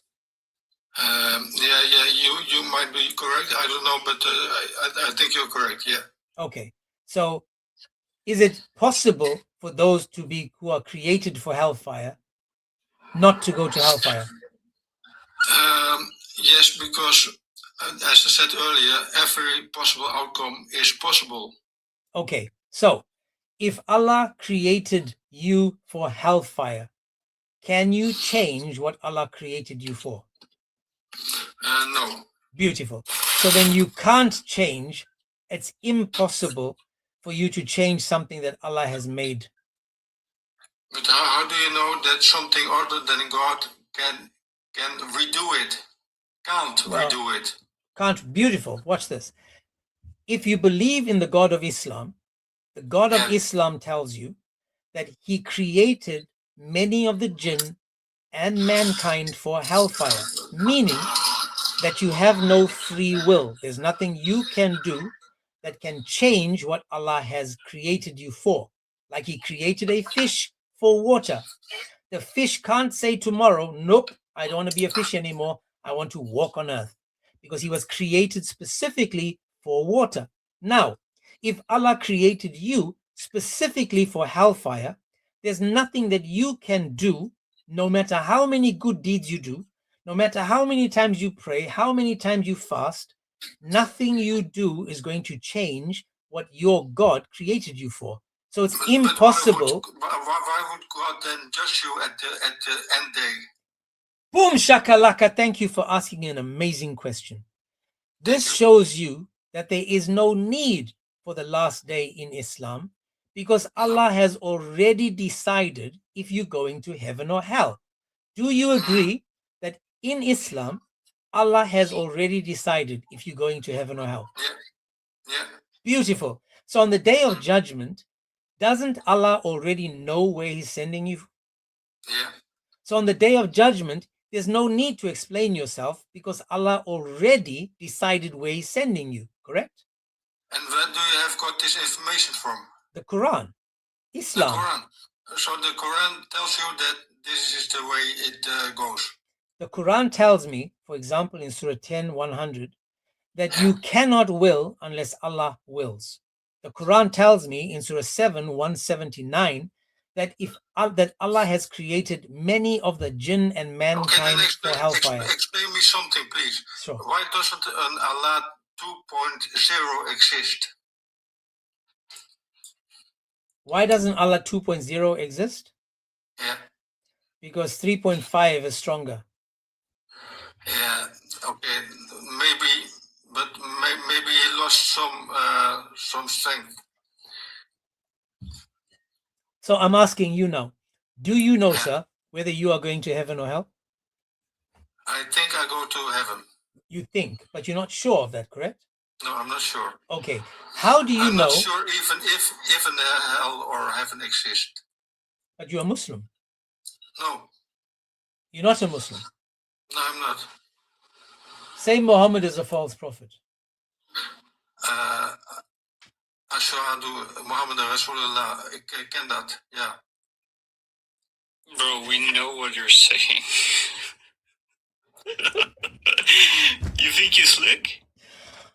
Sometimes, yeah. So you took your Shahada in front of us, pretending that Muhammad is a I know. false prophet? I remember. I was 3 days a Muslim. 3 days. Yeah. Did you get your willy cut as well in 3 days? Are you snipped? Did it snip it? I cut it off because I did not get any reward. I know, I'm sure. Even your hand denied you, right? I mean, I'm sure your hand also denied you. Bro, what is this live is? This is cooked, bro. Oh my Lord. Thanks for coming, Compass. You led me astray there, man. Your compass is off. You need to calibrate your compass, man.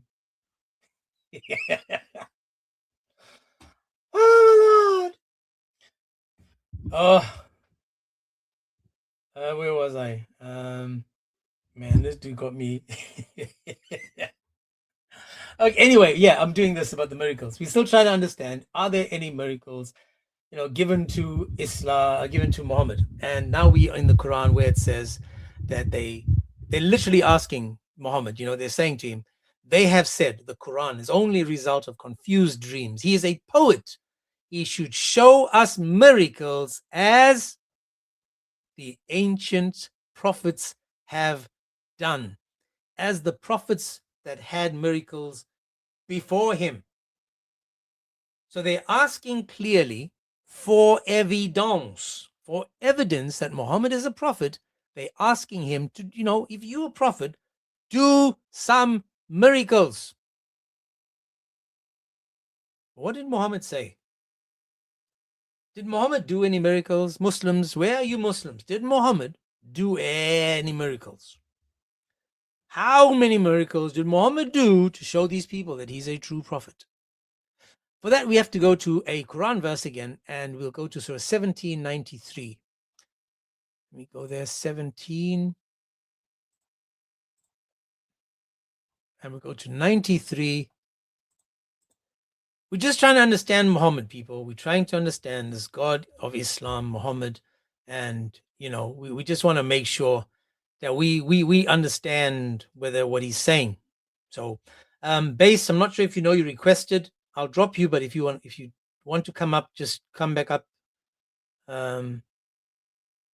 If I made a mistake, I'm not sure. Sometimes if you're tapping, you might request. But if you want to request again, you're more than welcome to request. So now we're trying to understand. So the verse that we're going to is 1793. It's on the screen on TikTok, on YouTube.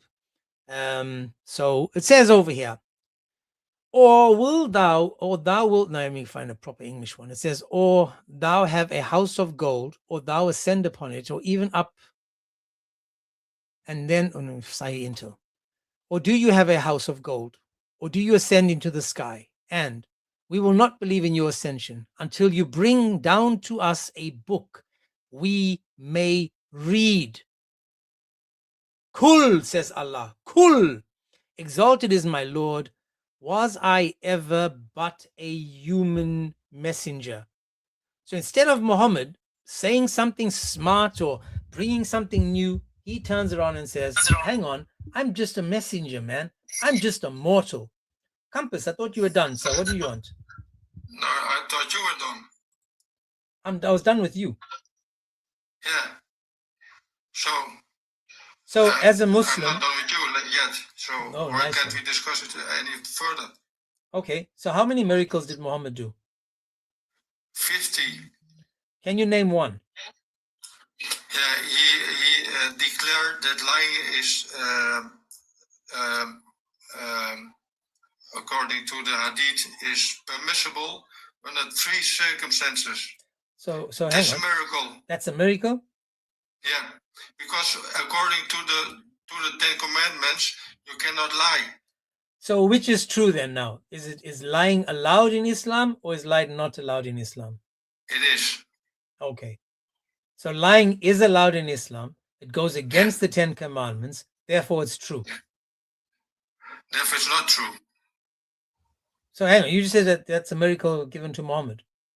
That's a miracle that he persuaded every human being on this earth that is the truth. Okay, watch this. Is it a miracle that he only slept with 10 men, or a miracle that he had 30 men and he still was able to walk? Well, it's a miracle that he had 11 wives at one time. Okay. So I'm thinking that you're trolling now. You're getting to the point where he's just, yeah. Stop trolling, man. Stop trolling. Don't be a Muslim. But we're going to continue.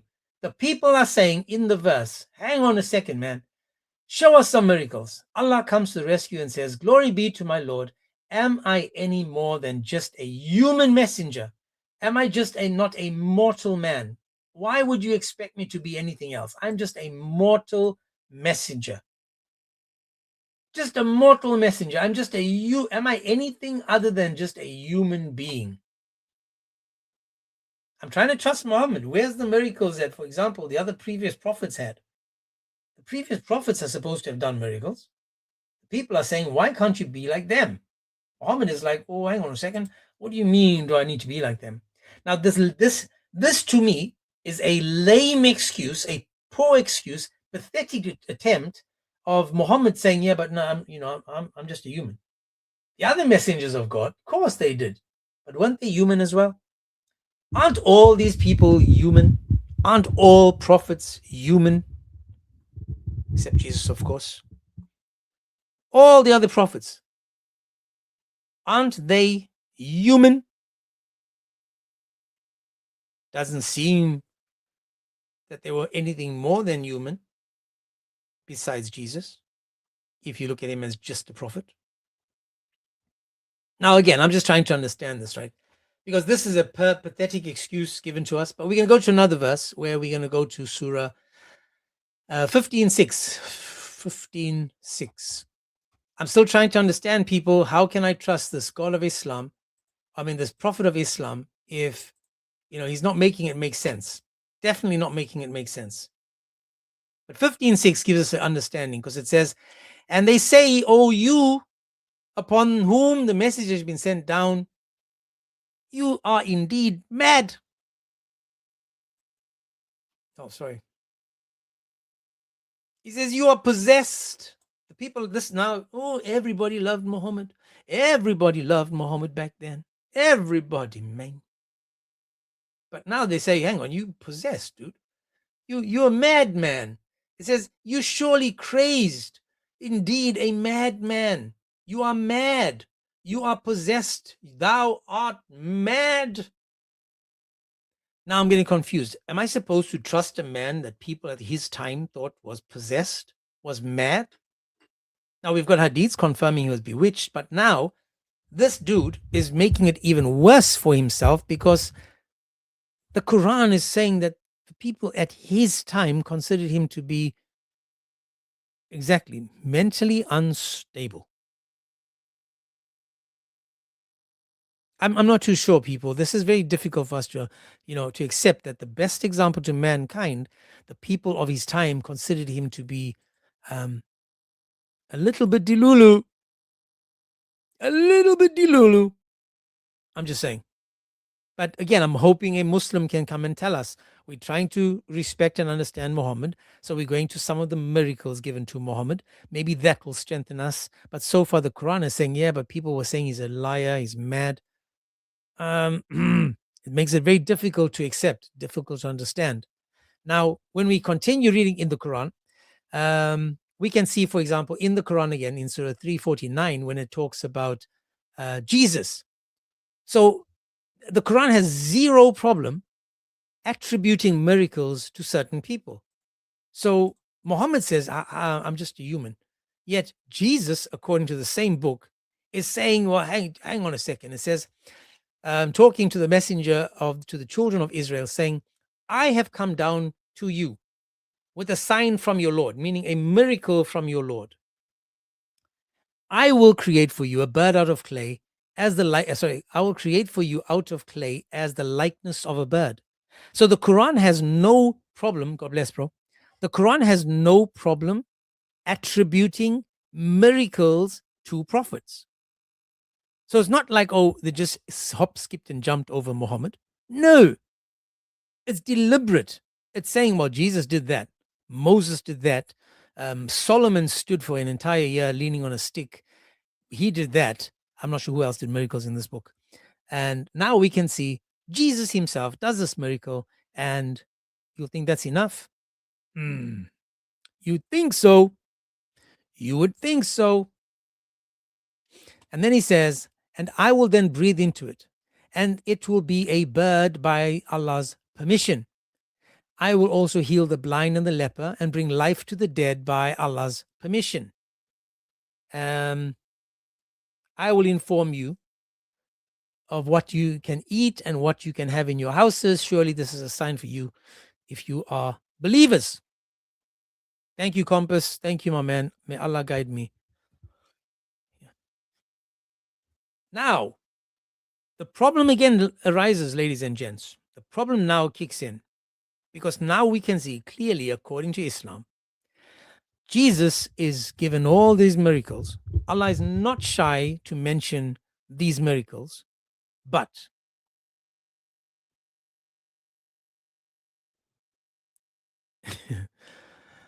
I can show passage. Allah apparently receives permission. Come on, Phil, give it to us, bro. So all I'm saying is Allah himself has no problem attributing these miracles to these people and being proud of it. And we're proud of it. Feel like Ali Dawah. And we're proud of it. So 349 tells us about something amazing. Something only God can do is give life. Jesus does it. Jesus does it. I got it. Now, the problem is here. When you're looking at these powerful miracles of Jesus, right? We trying to understand now these amazing miracles given to us by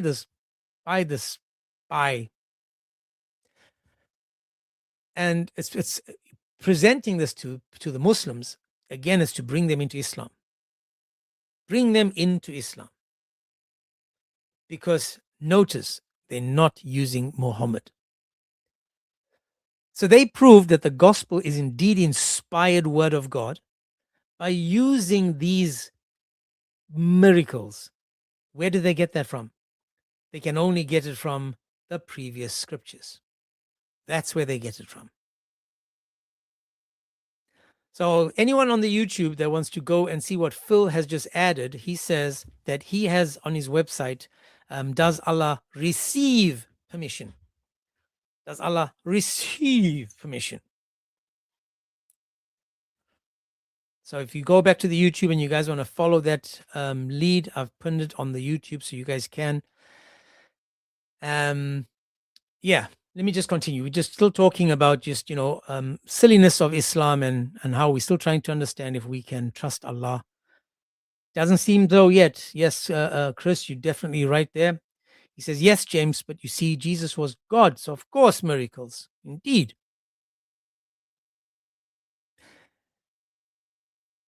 Now, the Bible tells us something important when it comes to the miracles. If we go to the book of John, in the book of John, John says this, even though you do not believe me, believe the works. Believe the works, meaning the miracles, meaning the things I've done. What did Muhammad do? Please don't mention Aisha. Please don't mention Aisha. You know what, Phil, I don't think maybe I have, I don't know, I've got to write it in my book. For those that don't know what I'm doing, Phil has given us verses. I'm going to mention them so you guys can also go and have a look. Where Allah receives permission. Surah. We're going to go through it as well today. 2, 2, 1, 3. 2, 2, 1 as well. Then in Surah 5:16. And then in Surah 22:65. Also in 42:51. I'm going to get back to them. So again, if there's any Muslim that wants to make this make sense, we're still trying to believe Muhammad. Last day about believing Muhammad. Last day. I'm tired of Muhammad, man. Probably going to go live on Saturday or Sunday. One of those days, I'm going to do a review of the 6 different Muslims. That's an interesting one. I'm going to go slightly later, just so that there's different audience as well. I'd like to also grow the app, the followers by reaching new audiences. So, continuing, the Muslims would say the Quran is a miracle. The Quran is a miracle. So if there's any Muslim that wants to tell us why the Quran is a miracle, please, any Muslim, even sitting on the outside, recording these lives and looking at my beautiful eyes and whatever else you're doing. Oh, look at that, man. You can see the lines on straight. And if you want to join and just tell us why the Quran is a miracle. Is there anyone that wants to tell us why the Quran is a miracle? I would love for a Muslim to tell us that, because I still don't see it. I don't see it. When it comes to the Quran and trying to understand if the Quran is a true miracle or not, we have to understand that for a Muslim to understand it as a miracle, it is only a miracle in the Arabic language. And I'm not sure if that's the dialect of the Quraysh or whose dialect it is. Not too sure which direction I need to go in. Is it the Qurayshi dialect? Is it a different dialect? Is it the way the Hafs wrote it, or whether Wash wrote it, or whether it was the Qulan, or whether it was the Duri? Well, I just don't know. Which one of these is it a miracle in? I've said this before. If a man walked on water in New York, or let's be honest. If a man walked on water in Israel,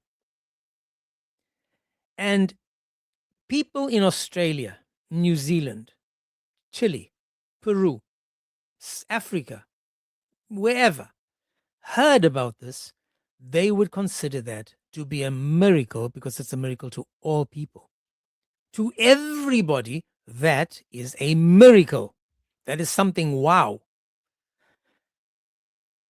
If you write a book that only 20% of Muslims understand, because I believe that there's 80% that don't understand Arabic. How in the world is it a miracle only to 20% of the people and not to all people? I don't look at that book as a miracle because I don't understand it. So it's not a miracle to me. If that book could fly, that would be a miracle to all people. Can't. So why are they saying that this book is a miracle when there's only 20% of people, possibly, that actually can read that book or have read that book? Again, pointing to the fact that the book is not a miracle, and if it is a miracle, it's only a miracle to the Muslims. And that's not a miracle to all people. I'm a miracle to my family. I'm a miracle to my mom and dad. You know, they be like, whoa, man, my son, man, my boy, he's a miracle. My neighbors, on the other hand, no, he's a plague. He's a pest. He's a bother. You know, I'm like, oh, man, hang on, man. My mom and dad said I'm a miracle, man. Now I went to court, the policeman, he was standing behind me. The judge looked at me and the judge is like, you, sir, have not been behaving yourself. You are a bad example. But judge, I'm a miracle. The judge said, to who? To my mom and dad. He says, yeah, but you're not a miracle to me. I don't care about you. I don't give a continental hoo-ha about you and your miracle. Now I'm going to go and become a Muslim. And Muslims are going to tell me, the Quran is a miracle. And now I'm going to say, but I'm a Muslim. I still don't see the miracle. Go, oh, that's because you don't speak Arabic. Now, even non-Arabic speaking people are saying that it's a miracle. Make that make sense. They themselves can't read the book, but they'll tell you it's a miracle. I don't know, man. I don't know. Let's go to the Quran again. In the Quran, it says in Surah 831, we're going to go there first. 831. Let's put them up there so you got the different translations. And it says, and when our verses of the Quran are recited to them, they say, now listen now, this is the miracle of the Quran, people. This is the miracle of reinterpretation, as David Wood would say.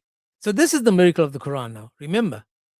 And when our verses of the Quran are recited to them, they say, we've heard this. We have heard this. If we wish, we can say that this is, we have heard this. If we wish, we can say the like of this. In other words, there's nothing special about it. And then it says, this is nothing but tales from the ancient. Tales of the ancient. It says, we've heard this, the Quran. If we wish, we can say the like of this. This is nothing but tales of the ancients. We could, if we willed, compose the like of it. This verse cooks Islam. This verse is saying, dude, listen, we've heard this crap before. This crap, anyone can write something like this. This is nonsense, man. Any one of us can do this. In other words, there's nothing special about it. That's why they're saying these are nothing but fables and stories. Why? It's because Solomon spoke to the ants. And I saw Travis was in the chat, but let me do Travis in impersonation. So Solomon was marching. And he was marching with his boys. I mean, they were stomping up the sand, man. There was a cloud of smoke behind them. And then the ants were there. And the ant shouted to Solomon. And Solomon said, guys, hang on, stop. Let me listen. And he heard. And he was like, whoa. And he answered him back. He's like, And they had this long conversation. And the people were sitting. They were like, man, I can't stand no more. I need to sit down with this one, man. So they were sitting down and they were waiting. And Solomon, he was like, oh. And the ant was like, That's a laughing ant language. You guys don't know ant, but that's just by the way. And then the ant was like, and then Solomon's like, guys, okay, we can march on. It's okay. We safe. We good. And then and people were like, man, what did you just do now? And he was like, nah, I was having a conversation with my man, the ant, man. Now, this is also an inspiration for the movie Ants, just by the way. Another inspiration, you know, All Night Long for the Zoot, and then the ants, just by the way. So now that we know that ant story, the people are saying these are bedtime stories. These are ancient tales. These are tales of the past. We know these stories. There's nothing new in this. We could have done this. They're calling out Muhammad. They're calling out Allah. They're calling out this book. Still can't trust this dude. I can't trust Muhammad, man. I can't trust this. How is this book a miracle? What, the ants? And then not only did Muhammad inspire the movie Ants, he also inspired the song called Dead Ant.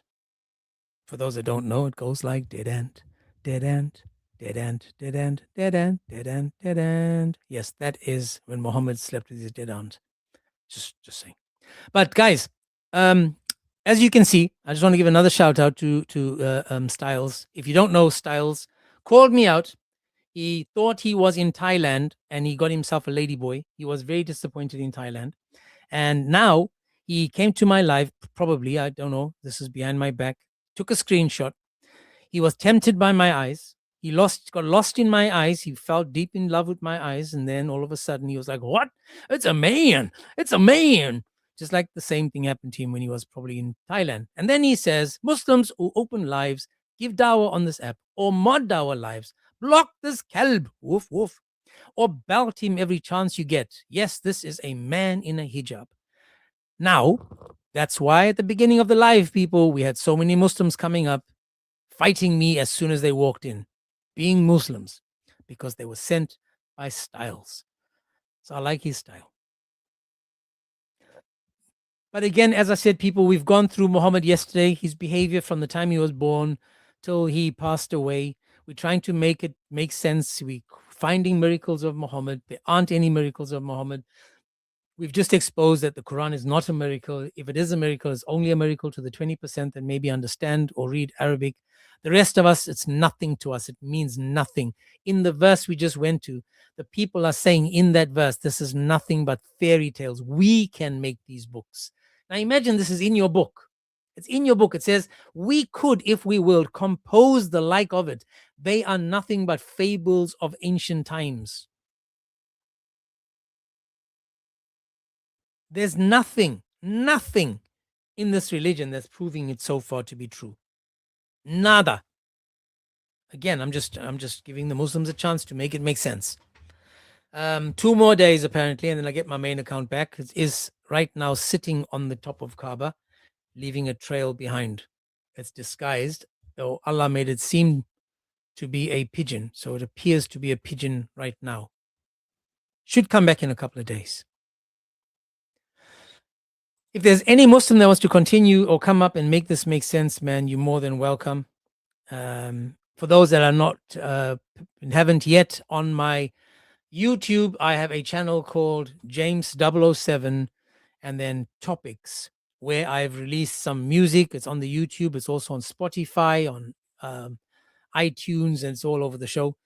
It's just because we enjoy music and it's bringing us closer, because I made a lot of the songs to do with our salvation and Christ and coming home. And, there's also some for the Muslims as well, to remind them that there's only one way, and that's through Christ. So if you can and you want, you can more than welcome to find it on Spotify, James 007, or on YouTube as James 007, and then Topics next to that.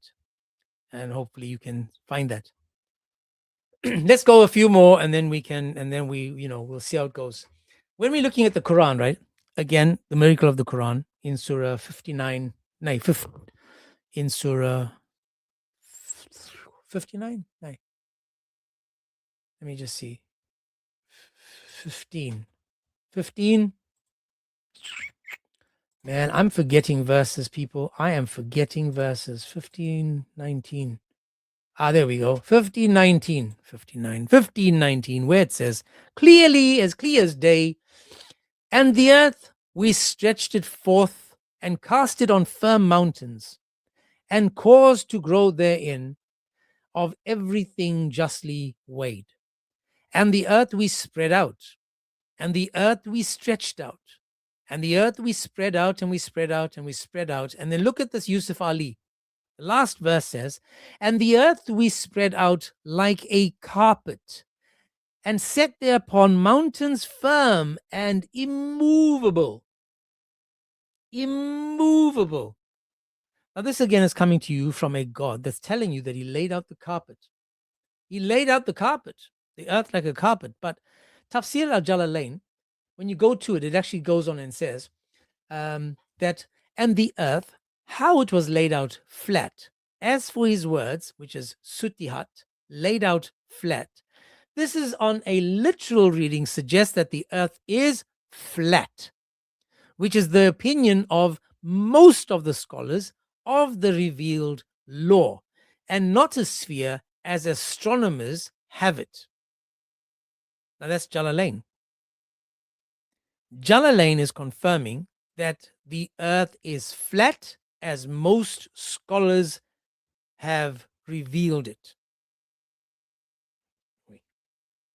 I'm not sure if I can, if the thing is, I tried to translate these verses before. If I go to Quran, if I go to Quran.com and go to the verse, let's see if I can get the Jalalain. Let me go to Tafsir. Let me go to Tafsir. Al-Tafsir.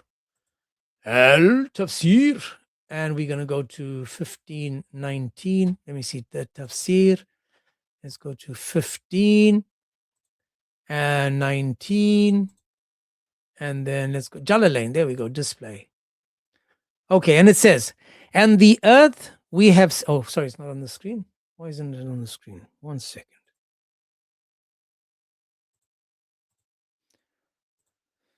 We do everything in front of your eyes.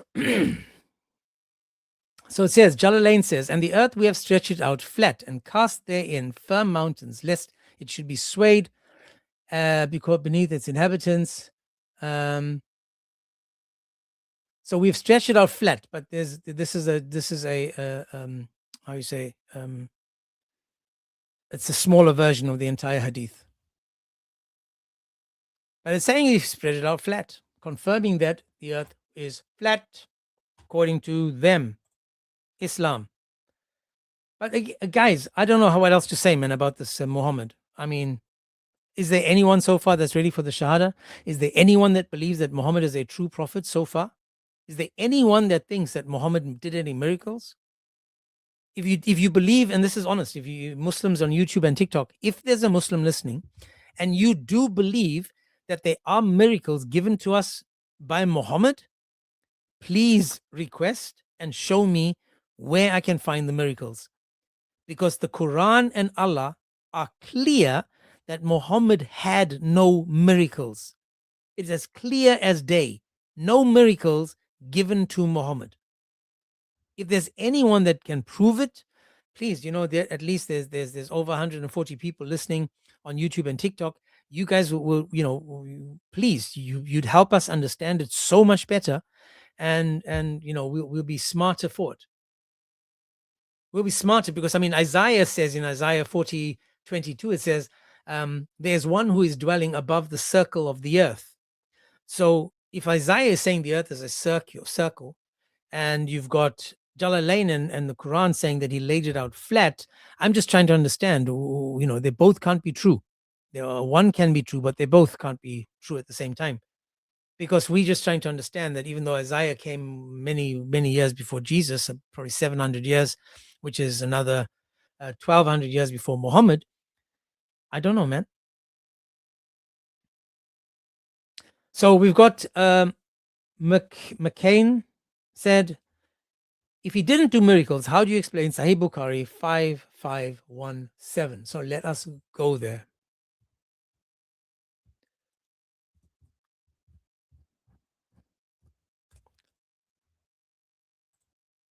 "5517 says," why isn't it okay?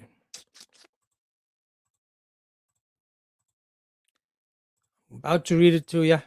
It's on the screen, man. Everything we do. So it says, I saw the Prophet. I saw the Prophet eating chicken. That's not the miracle. The miracle is getting someone else to lick your fingers after you've eaten.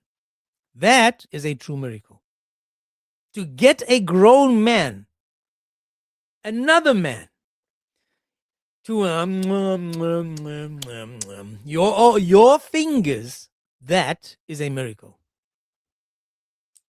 This is why we know that these only came around 200 to 300 years later to a guy that didn't speak Arabic. Shanti, thank you so much. God bless you. So, again, people, all I'll be saying is that we try to understand Islam. We haven't understood Islam. It doesn't seem to be working out for Muslims. We seem to find that there's nothing in Islam so far that's pointing to truth or wisdom. I don't know. For example, the miracle of the Quran or of Muhammad to me would be getting Muslims to believe the rubbish of the Quran. That to me is the true miracle of Islam, is getting grown people to believe. For example, Surah 33:50, to get grown people to believe when it says, O Prophet, behold, we have made lawful to you your wives, unto whom you have paid the dowers, as well as those who your right hand possesses, from among the captives of war, and for whom Allah has bestowed on you. There's so many miracles in the Quran, but unfortunately, it wasn't done by Muhammad. It was done by Allah for Muhammad. The miracle of woman for Muhammad. So I don't know if there's anyone that wants to take the Shahada. Travis is in the house. He will give you a Shahada. I don't know. I don't know. In fact, I'm going to tell you guys now where we can find the verses of when Allah actually stopped giving Muhammad verses, right? Let me see if I can remember. 1759, I think it was. No, 1759. Let me go there. The reason why Allah stopped giving miracles to Muhammad, or gave miracles, and this again is another contradiction in this religion, where the God of the religion says he's not going to give anyone any miracles. And then he goes and gives people miracles. And then he said, the reason I didn't is because of the people of the Talmud. For those that don't know, it's on the screen.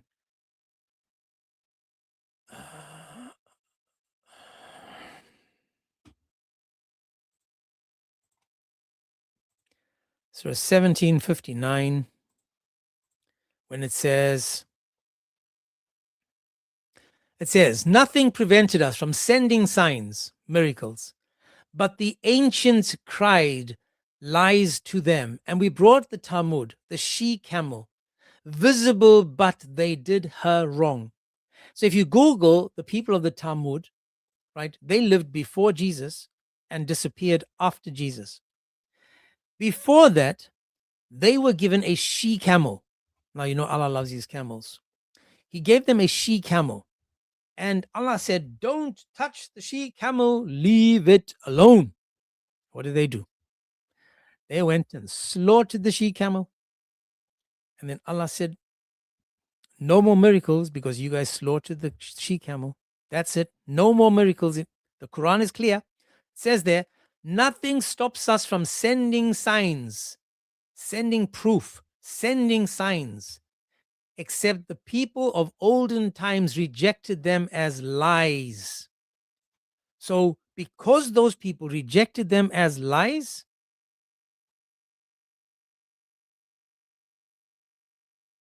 The people of the Talmud, not the Talmud. The people of the Talmud. It's a different thing. The people of the Talmud. See that? It's the Talmud. Not the Talmud, but the Talmud. T-H-A-M-U-D. The people of the Talmud.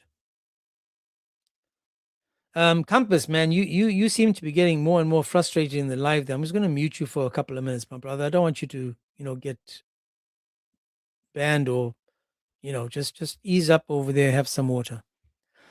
Yeah, the Talmud was something else, but the Talmud, T-H-A-M-U-D.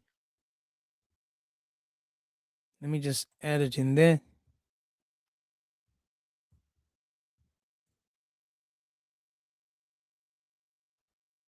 So those people were given the Talmud. Maybe I made a mistake and I said Talmud. The Talmud. They were given this, and they were the ones that unalived the she-camel. And Allah said clearly, no more miracles ever to be given. He says it clear. It says, nothing stopped us, nothing hindered us from sending miracles except the people of old. No worries, my brother. Maybe I said it wrong. Dialects and accents. And as for those that don't know, I actually speak a different language daily. This English is not anymore my first language. It is when I grew up, but I am in a country where English is not the first language. Talmud. So this is what it's talking about. Because of these people that unalived the she-camel of Allah, he said nothing more, no more miracles. And this again is what the Muslims, they don't read. They don't read. I don't know, man. I'm come to the point where there's, to me, finding out if Muhammad had any miracles. If you go to Surah 13:20, hang on, this is my eyes, man. In Surah 13:27, it says, how is it that no miracle was given to this dude? In Surah 13:27, remember, Islam teaches us Muhammad had all these miracles, but the Quran denies Muhammad having any miracles. So the question is, how can I trust this prophet? Has no miracles. He lies. He's all about his willy. He's all about himself. He's all about me. I. He's nothing about you and you. He's like, give to me. Bring your woman to me. Oh, I like your woman there. Oh, I like my son's daughter, my son's wife. Oh, I like this. This isn't religion, man. This is a cult. This is definitely just a cult. In Surah 13:27, it says, why has no sign been sent down upon him from our Lord? Say, God leads astray whom he will and guides whom he will. So the people are asking the question, why hasn't he why does no miracle come down upon him? Why? So note, Muhammad, when they asked Muhammad this question, people, this is the important thing. When Muhammad was asked this question, notice he never said, but I split the moon. He never said, I got water gushing out my fingers. He never said, I flew on a winged donkey.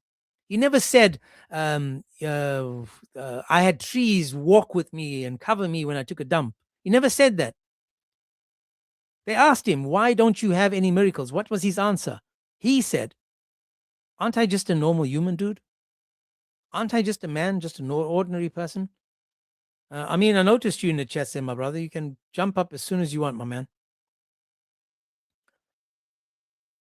So again, all I'm saying to you guys is, we're still trying to find a reason for respecting, understanding, following Muhammad. I came to Ashhadu. I said, Ya ilaha illallah. I was almost done to take my shahada, and then we found out, yeah, not true. What's up, dude? Oh, blessed and highly favored, my brother. How you doing? What's the post behind you, bro? What happened? Didn't you see it? Let me put it on the screen again. Let me read it for you in case you can't see it, man. So I woke up this morning and somehow he sent this on the group, and he's like, hey, dude, did you see this? And I had a good chuckle because this is from Styles. Styles says, Muslims who open lives, give dawah on this app or mod dawah lives. Block this kelb and belt him every chance you get. Yes, it's a man in a hijab. Wait, so what are you supposed to be doing? Are they supposed to be blocking you, or are they supposed to be debating you? Which is it? Like, I mean, I don't get it. What, they can't do one, do the other. So when I opened the live today, the Muslims were up, man. I had probably 3 or 4 jump in, and the insults started from as soon as they opened their mouth because of this. Who is Styles? I actually don't even know this person. No idea, bro. I say this. In all fairness, the dude went to Thailand. He went to get Mutta, and he didn't realize that it was a lady boy. And then he was like, "Man, yours is bigger than mine." So he got upset about that, right? You get upset about that. Then he sees this beautiful face. He got taken by the eyes, and then he heard the voice, and he gave him flashback. I mean, PTSD. He was like, "Come on, man. This is exactly what happened to me in Thailand. I saw the image. I had an idea. And then this dude spoke, and then his voice was deeper than mine." So I'm just saying, I think he was fooled twice. That's pretty funny, bro. Yeah, they I don't know, man. Like the Muslims on this app, and I haven't really been on this app as much. Like I mean, I come and I listen to you guys every now and then, but I'm working on creating like some like video type content for my channel. So I haven't been doing much of the debating, but to be honest with you, I just got, every now and then I need a break, bro. I cannot deal with these guys for reasons like this. Like what's really crazy about it is, okay, they don't like what you do. Okay, fine, no problem. Then why do they also do the same thing? like that's what kills me. It's like, okay, they don't like when Christians talk about Islam. Okay, well then, do you think that we're supposed to like it when you talk about Christianity? Mm-hmm. It just doesn't make any sense to me. It's like, if you can do it, then we should be able to do it too, right? But listen, this is where the difference is. When I'm asking, for example, can I trust Muhammad, or you show me miracles of Muhammad? I'm asking that question, giving them a chance to explain, right? So I'm asking any Muslim, whether it's on YouTube or TikTok, to explain or give us an idea as to why the Quran is wrong when it comes. I'm giving them a chance. Unfortunately, right, on their lives, they change the topic if you address the topic. For example, I went on a live yesterday. The live was, Jesus was a Muslim. I get in the live, outside of this, I was just, scrolling, and I went in, and the guy says, "Are you a Christian?" And I said, "Yeah, I am." But I said, I want to address your topic. And he goes, "How many gods died on the cross?" So I said, "Well, listen, can we address the topic?" Now, I'm very topic based. So I'm saying I'd like to address the topic. And he says, "Don't run." And then he says, well, and then he starts attacking me for being, and then someone came up immediately saying, "Oh, do you know who this is?" And then he what did he say? He blasphemes our God every day, blah, blah, blah. And I'm like, well, why have a topic if you don't want to have that topic? Bro, I don't know if it was you who said this, or I don't know, it might have been Life or somebody else said this, but all of us have experienced it, right? Whenever we debate them, like they'll have a topic, but then they start getting like baked on their topic. So then they start inviting up like 1,000 people, right? and then after like you start belting all of the people that they invite up, then they try to change the topic to something else. It's like, bro, like, we gonna talk about the topic or not? And why do you need to bring up like 1,000 people to have if it's a simple conversation? And this is my rule of thumb, right? I don't do lives on topics that I'm not very acquainted with. Like, you'll never see me open a live about Aisha. Like, you'll never see me open a live about Aisha. I won't do it. And the reason why is because the topic is so filthy and disgusting. I don't have enough mental capacity to research it enough to be very well versed. That's why you never see me do a topic on that. You'll never see me do a topic on war in Islam and Christian, because it's not interesting to me. You'll never see me do topics on stuff I'm not very well versed in. Yet these guys will open lives on topics that a 6-year-old kid can bake them in. Then they start crying when they get baked because they haven't done their homework. It's just, it's depressing, actually, to be honest with you. And yes, the good example was maybe yesterday, day before, I forget the days now. the guy had a live and he said, what can you define? He said, what is your problem with this? No, the question was, Islam makes sense or something. And then it got to, of course, the question about Aisha. So I said to him, well, I don't trust Islam because it allows you to, sleep with kids or something. And he was like, well, where do you find that? So I said, well, Aisha was a child. And his first thing is, well, define a child. And I said, well, listen, anyone that, child. Yeah, man. I said, anyone that needs a babysitter, that's a child. If the mom and dad leaves the home and the child is not old enough to be by himself or herself, then that's a child. And of course, next minute, it's like 4, 5, 6 people start popping up, all up on the screen, and all of them, and they all started, your man God this, and it was just like, and I'm thinking exactly what you said. So you can't answer on your own topic, then you bring up all these people, and then I get dropped, obviously. And then they start talking about me instead of me being there so I can say, well, let's address it.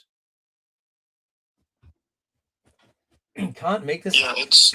It just goes to show, like, none of them really, like, they don't actually, like, I'm trying to put a way to make sense.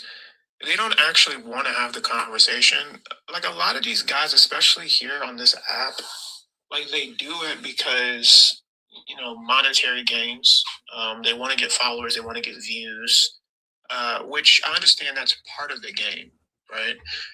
But the problem with that particular mindset is, if you think that's the only aspect, then you'll say or do anything, bro, just to create drama and havoc.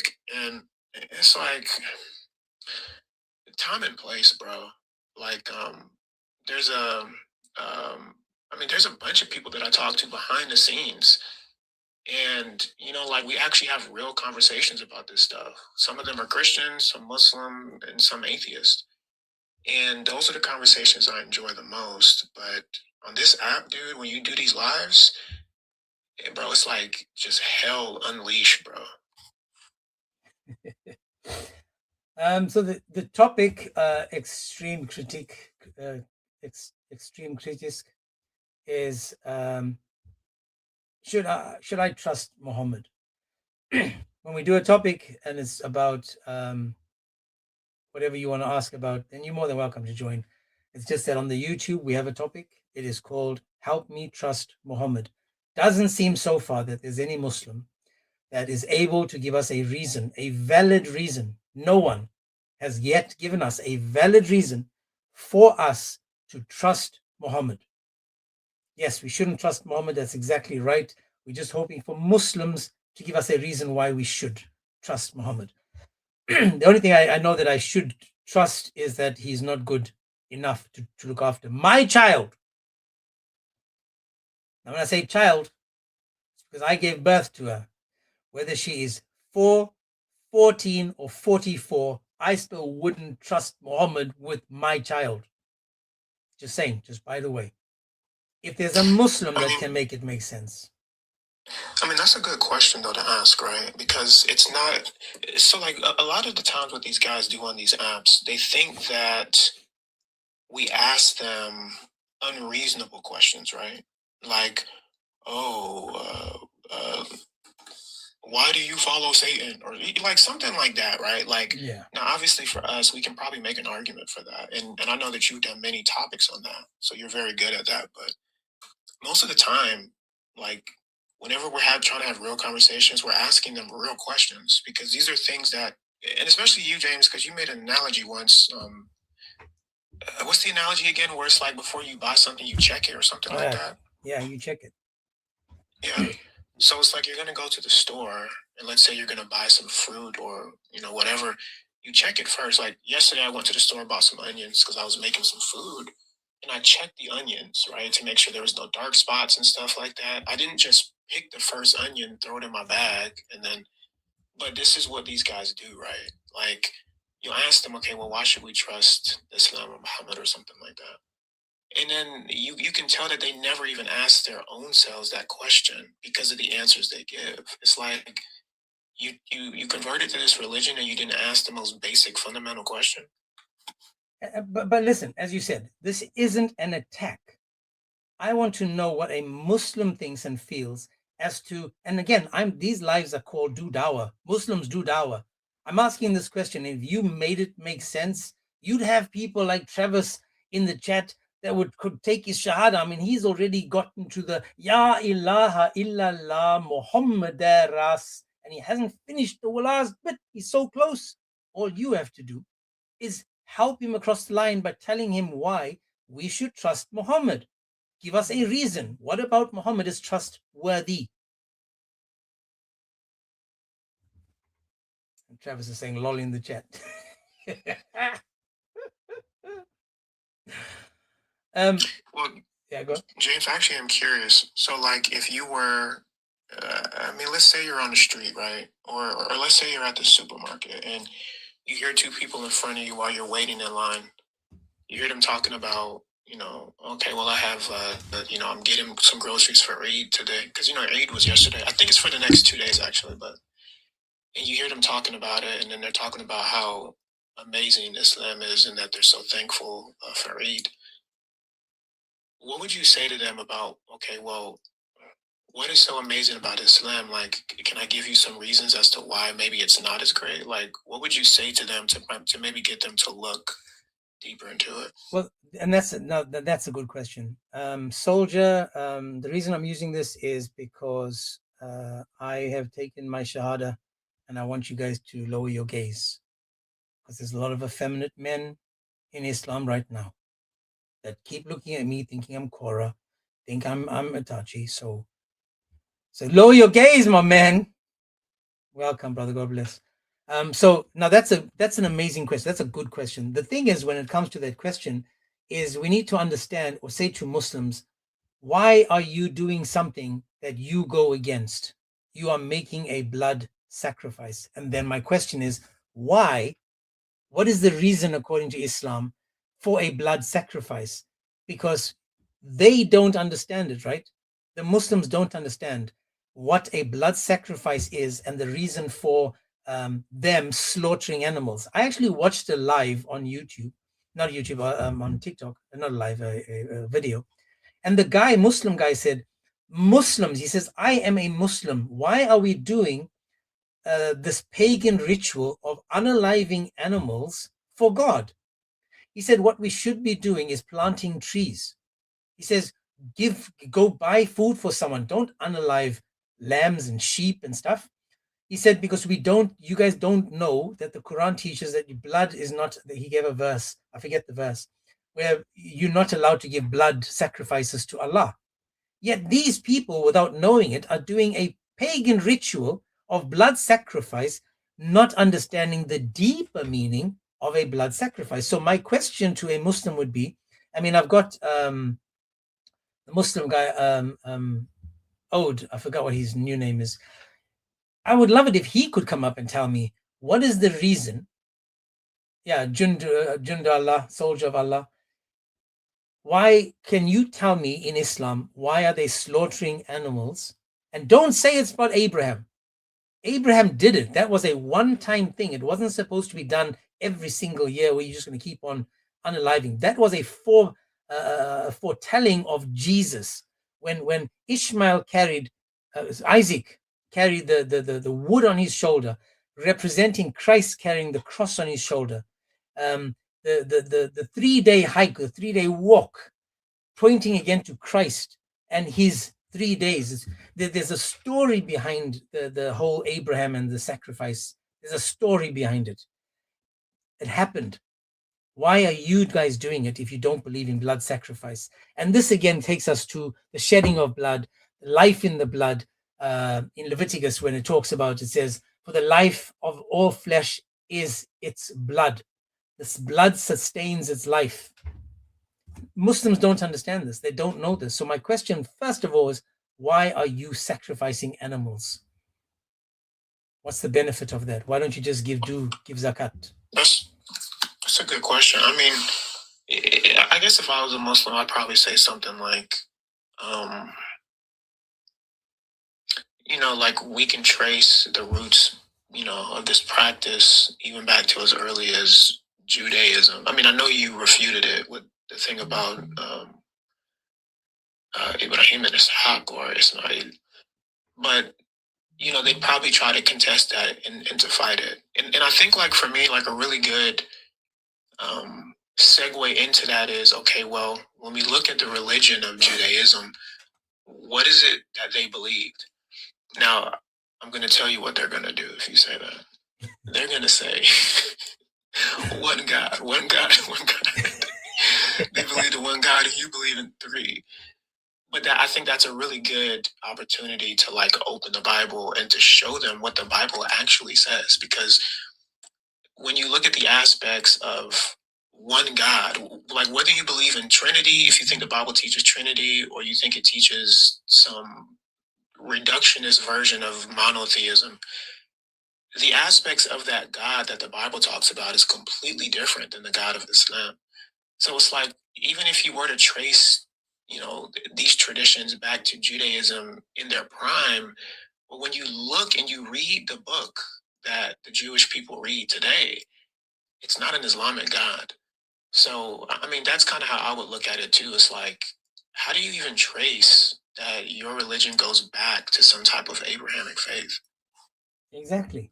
And again, you know, when you're looking at the if they're going to go back to the Abrahamic faith, and you go all the way back, for example, if you're going to go to Genesis, for example, understanding about the blood sacrifice, the Muslims themselves, because they don't know the previous scriptures and because they don't understand it, this is when you look at the Old Testament, right, and you notice that it requires the sacrificing of animals and the shedding of blood, and this is for the atonement of sin. The Levite priest, he would literally repeatedly sacrifice animals because it was never enough. It was never adequate enough for the cost of their sins. And then I think it's in Hebrews 10:15 when it says the blood of the goats and the, let me see. Why aren't you working now? Why aren't you working, me? I think it's Hebrews 10:15, if I'm not mistaken.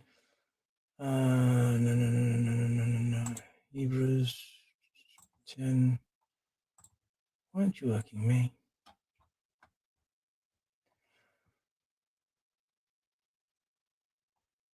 Why isn't it working?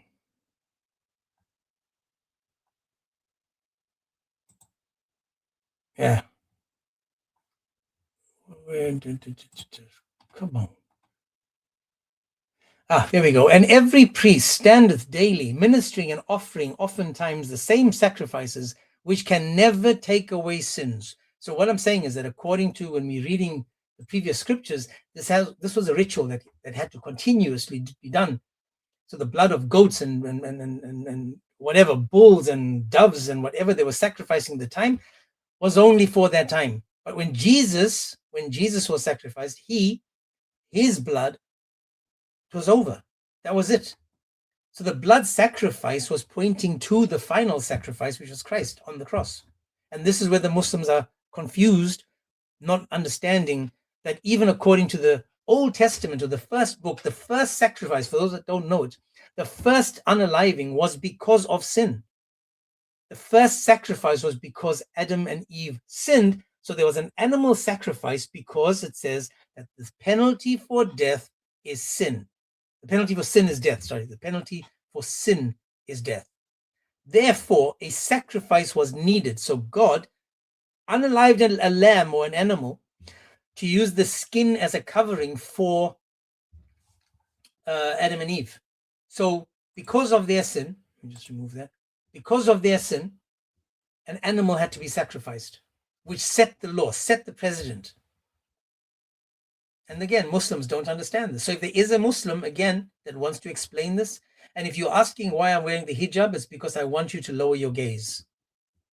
I don't want you, I've met too many effeminate Muslims on this app. So I don't want you to lower, I want you to lower your gaze. You know, I noticed you guys looking up there, but you know, he's at least that's just a still picture. If you saw his mouth move, you'd be like, whoa, what's going on? What's going on? That's funny. Yeah, I don't know, man. With these guys, I mean, Lord have mercy on them. To be completely honest with you, because I think a lot of them, like when you bring up a lot of these contentions, like I think a lot of them understand and they actually do try to find answers, but then they realize that there aren't any adequate ones. And those are the ones that don't request, right? Like those are the ones that sit in the audience and they listen, or you know they watch the different YouTube videos talking about these different things and they listen. So you know, God have mercy on them, that He gives them the strength to come to the knowledge of the truth. Amen. And to really lock in, because it's a serious thing. But I'm gonna drop. I have a meeting in about 15 minutes, but I'm gonna be listening from the audience. No worries, my man. But I just want to say this as well. When it comes to, you said, you know, they're not requesting and stuff. They're sitting on the outside. Notice Styles didn't come and request. So they are Muslims that are watching, that are paying attention to these conversations, and there are Muslims that see it and are just reporting it instead of being 100% engaged in it. So what they could have done, they could have requested up and said to me, you know, the topic is, and it's the same topic, help me trust Muhammad. They could have come up being these smart guys and said, this is why. Instead, they take a picture like this. Come on, man. And this isn't my best side. I just want to say, let me see that. You see that picture, guys? I just want to show you. Let me show you guys. That wasn't my best side, you know. They could have given me a heads up and I could have turned and shown my best side. I mean, look, I wasn't paying attention, man, because they apparently, you're supposed to smile, lift your eyebrows up, and then not smile, and then that's your photogenic face. And this is what they got me off guard. I apologize for looking like that. Look. I mean, you know they're listening, because if they weren't,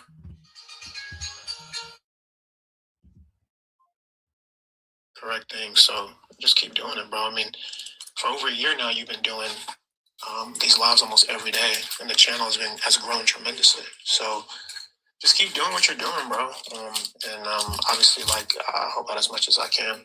Even though I don't come on here as much anymore. I just, honestly, I cannot deal with the insanity. But I think I'm down to probably like one live a week now.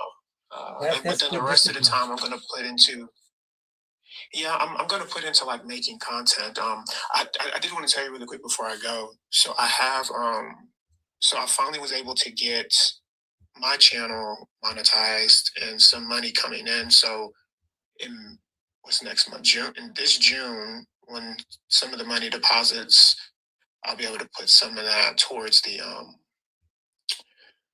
StreamYard stuff. Well, so hopefully we should be good. I'm not too worried about it. In 2 months, I think it's in 2 months, I get a review on YouTube to see if I can be monetized again. And we'll see. Maybe I'll get monetized again, and then, you know, money comes in. But yeah, man, you know, whenever you can, you know, I'm also trying. I'm gonna have to. I would love to find an app where I can make videos, because now the music, man. I made a song this morning that, man, my wife was like, "No way, you made that song." I saw on the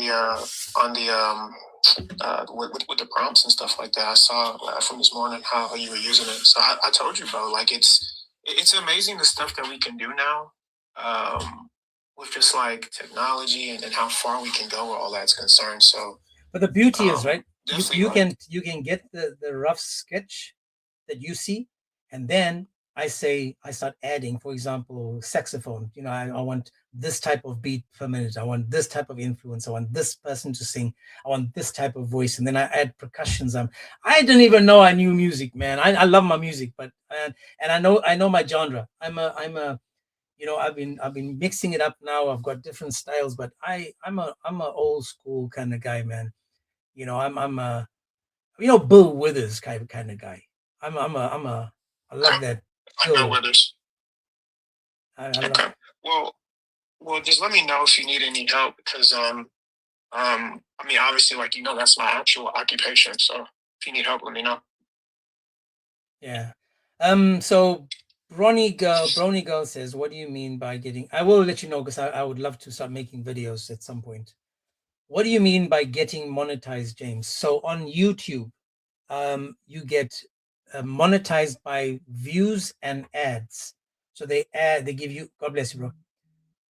So they give you ads, and they give you I'm not talking. You don't get money. You're not going to get rich on that unless you got like 1 million followers or 2 million. I've got like 4,000, I think. So what it does is just helps me pay. I get also super chats and stickers that people can give me as a gift, and that money pays for the streaming that I do, because nothing comes to my pocket. You can ask Amin, because Amin, the guy that just dropped, he has the account with the money that comes in. Whatever money I've made, all goes into that account, and it's whatever super chats I get, stickers I get, whatever gifts people give me. And that pays for the account, which is around $40 to $50 maybe a month. Now that it's not monetized, luckily I've never taken money out, so we've got about 3 months, 4 months worth of money still available, maybe even 5 months worth of money available from previous. But once that's gone, so the only way for me now to receive any money to pay for this account is through Buy Me a Coffee. Whatever I get from Buy Me a Coffee goes straight back into the account. Excuse me. And I also asked a couple of days ago, because there's a person that I'm trying to help when it comes to a kitchen, build a kitchen. And I thank you for those that have contributed. I really appreciate it from the bottom of my heart. I'm going to have to try different ways, because it was, I'll see. It's a gift to give someone something that beautiful. A kitchen. We've built the house. We just want to add a kitchen to it. But I understand, man. Times are hard, and I'm actually looking at maybe doing 3 lives a week or 2 lives a week, and then doing a second job, a second attempt at making some income, and then donating that as just because I have other things going on in my life besides TikTok and YouTube. But yeah. Anyway, man, that's just by the way. We've got Zaid. How are you, sir?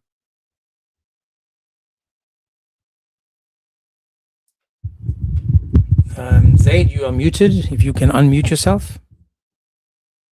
Zahid? Hello, what is the other alternative? Dude, is that your wife screaming at you? No respect, my brother. Give her 434. Where'd you go now, man?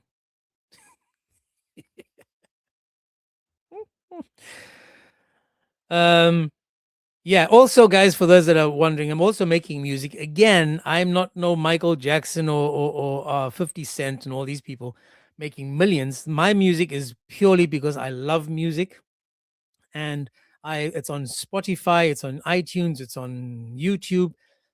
James 007-Topics. I just make music because I enjoy it. So I'm gonna get me something to drink, and while I do that, I want to play just a bit of one of the songs that I have. And this I made this morning.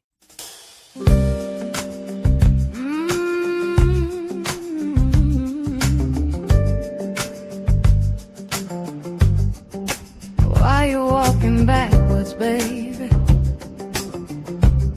Why you hiding from the light?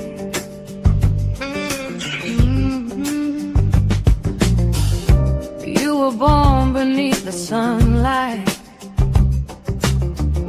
golden rays upon your skin, but somebody sold you shadows and convinced you to walk into the cave where the air is cold and thin, where they chain your heart in silence and call that holiness within. But I can see your spirit searching like a fire beneath the rain.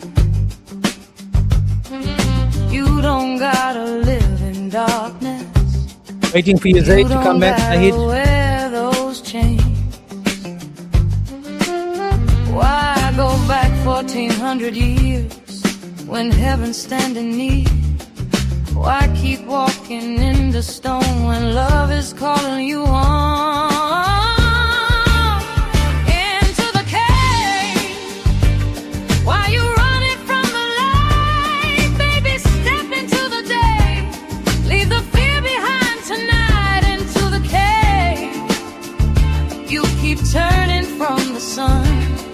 But the true God's love is waiting with his arms open wide for everyone.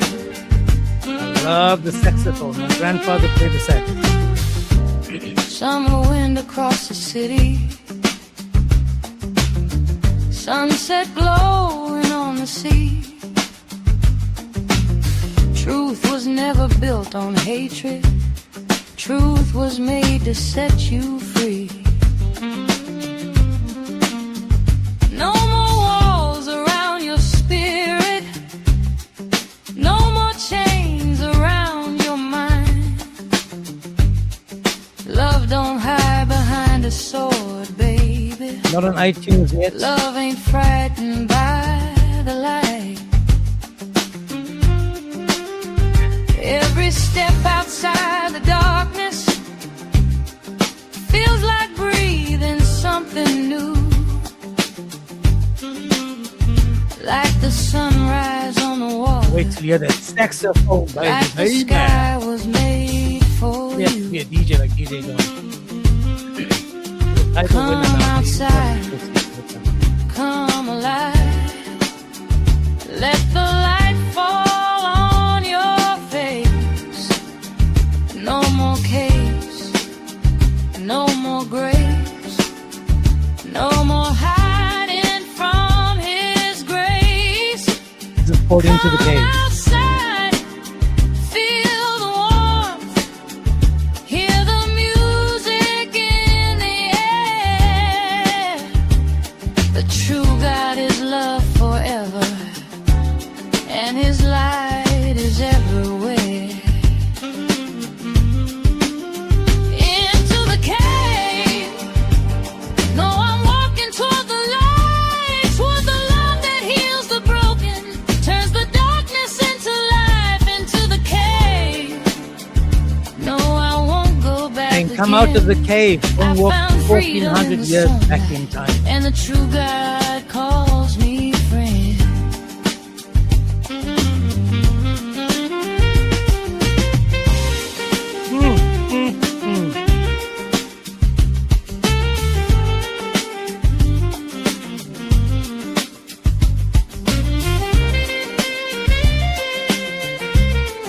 Right? Imagine saying music is haram. Imagine saying that this is haram. Listen to that, baby. Come on, man.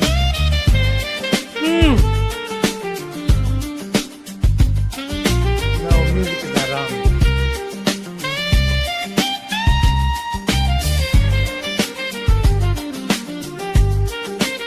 Step into the light now, baby. Leave the shadows far behind. Feel the summer, feel the healing. Let his love renew your mind. Into the cave. No more darkness, no more fear. I can see the morning rising, and the light is finally here. All right, guys, so we're going to get to the Psalms. I think we've done with the Muslims. Let me read.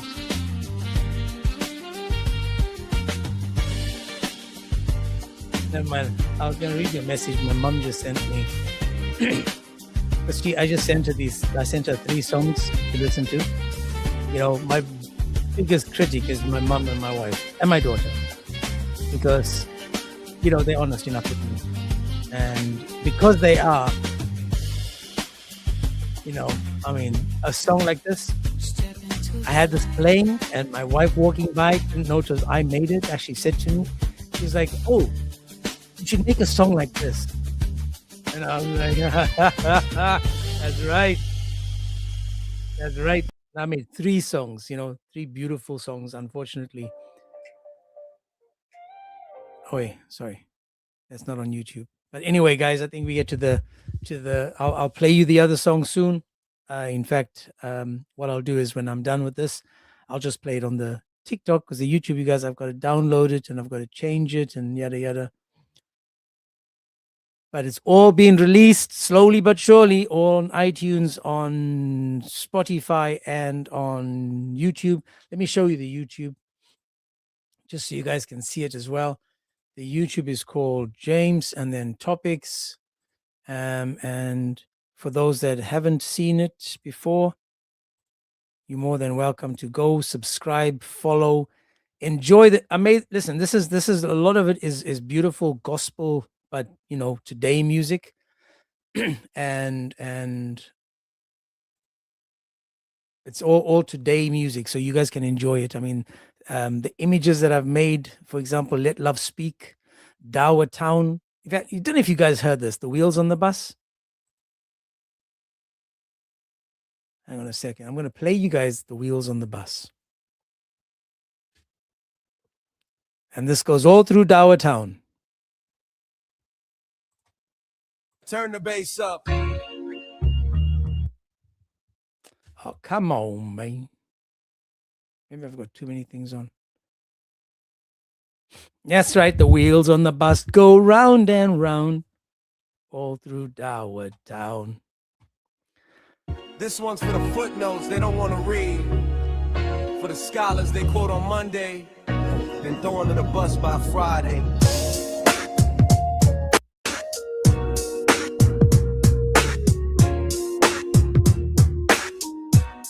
Yeah.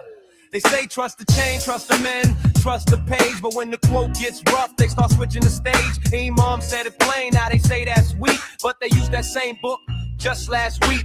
Hadith on the table, tafsir in the light.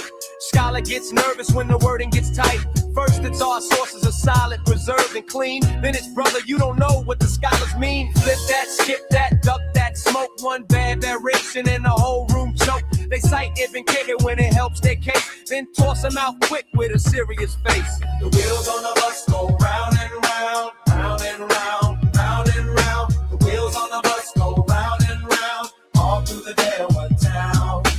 Over the prophets and over the claims, over the scholars, they use my name. The wheels on the bus go round and round when the sources hit the ground. They say don't question, just trust tradition. But every tough text gets a new position. When the scholar agrees, he's a mountain of light. When he says something strange, he's not reading it right.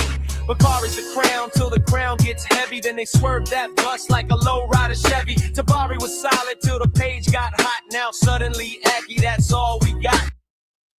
As I said, man, there's loads and loads of music over there. We've only on 17 subscribers on 25 videos. So if you can, 25 videos, guys, all new music. I play it on here every now and then. So if you can and you want to, it's James 007 Topics. James 007 Topics or Topic. So you're more than welcome to go and enjoy. Yeah, man, it's just like a song called Let Love Speak. Dower Town, Wheels on the Bus. I'm getting older now. There's called Don't Trust Islam, Good Shepherd. There's one about pain. There's one God Forever. Then you've got The Mic Is Still Hot and Don't Give Up. These are just different examples of the songs I've created, and they are all available for you to download and enjoy. Enjoy them, share them. But now it's time to go to the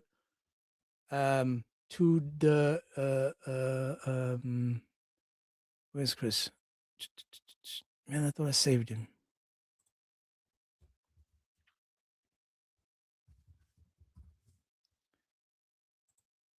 Okay, Chris. Let me go to the shorts. And we are on today. We are on Psalm 124. If I'm not mistaken, people, Psalm 124. I am a paid agent. Abe says, yes, James, the paid agent. Abe, come on up, man. Come on up, Abe. Don't be shy. Don't be like Muhammad was, man. Don't be shy. I'm the paid agent. That's right. I'm the paid agent, man. I'm going to have to do a song called Under Aisha's Pillow. That's right. Where the verses of the cool rain? Where the verses of the cool rain? It was under the... Okay, let's see if we can find Psalm 124. 126, so close. I know you're going to send it to me in the chat, but I'm looking over here. There we go. Psalm 124. Hopefully it doesn't stop. Are we on 25 today? Seriously, are we on 125? My mistake, people. Okay, Chris, let me see. Where did he put it? Okay, let me see if I can go to, for example,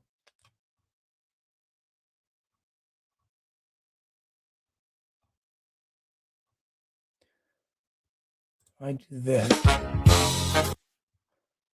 Okay. Shorts, and then I can do that. I can just put in the last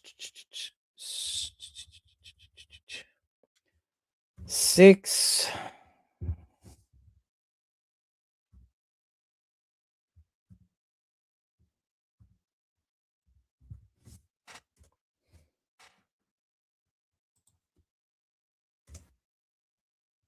Says this page isn't available.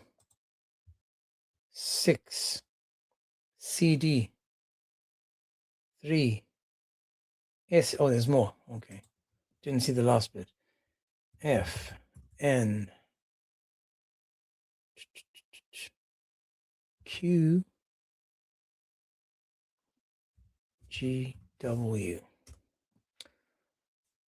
There we go. Psalm 125. We're on Psalm 125 today. Let's enjoy this, guys.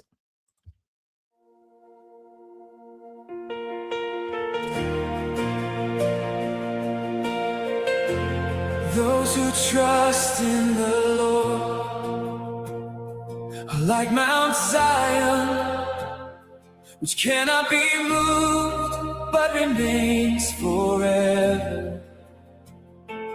As the mountains surround Jerusalem, so the Lord surrounds his people from this time and forever. For the scepter of wickedness will not rest upon the land of the righteous, so that the righteous will not extend their hands to do wrong. Do good, Lord, to those who are good, and to those who are upright in their hearts. But as for those who turn aside to their crooked ways, the Lord will lead them away. With those who practice injustice, peace be upon Israel. Amen, amen. Guys that are not following Chris Oakey on YouTube. I've pinned it on the YouTube over here. You can see it on the TikTok as well. Please, guys, go give him a follow. He's got all the Psalms available. The Psalms are available. They're done in music form so that you can skip listening to my voice.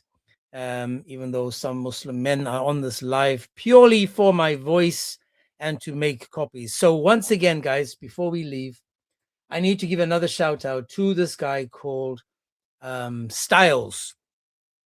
Styles, thank you so much, Styles, for the comment and for taking time out to make this, where you said Muslims who open lives, give dawah on this app or mod dawah lives, block this kalb, woof woof, or belt him every chance you get. Yes, it's a man in a hijab.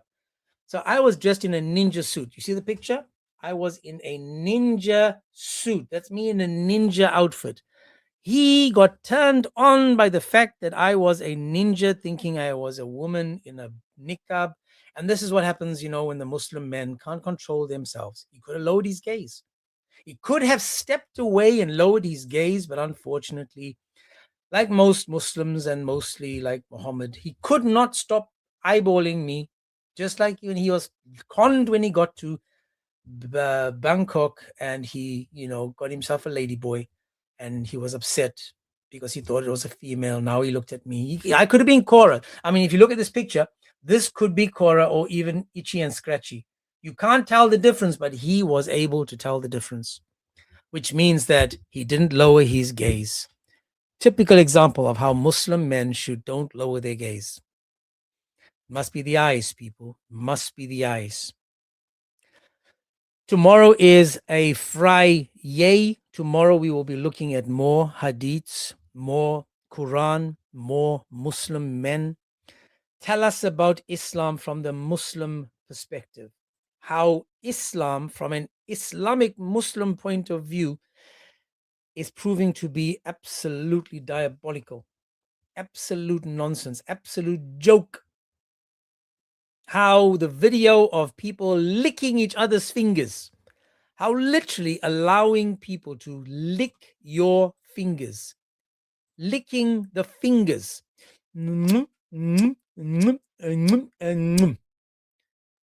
That we will see tomorrow again, because that's my favorite video to go to. The one where a Muslim man teaches you how to lick the fingers and which finger to start. I can't wait to find someone with a hadith that tells you to start with this finger or start with this finger or start with whatever fingers you want. But again, this is the Islam that we left with, because the wisdom of the KFC, again, for those that don't know, came to us from Islam.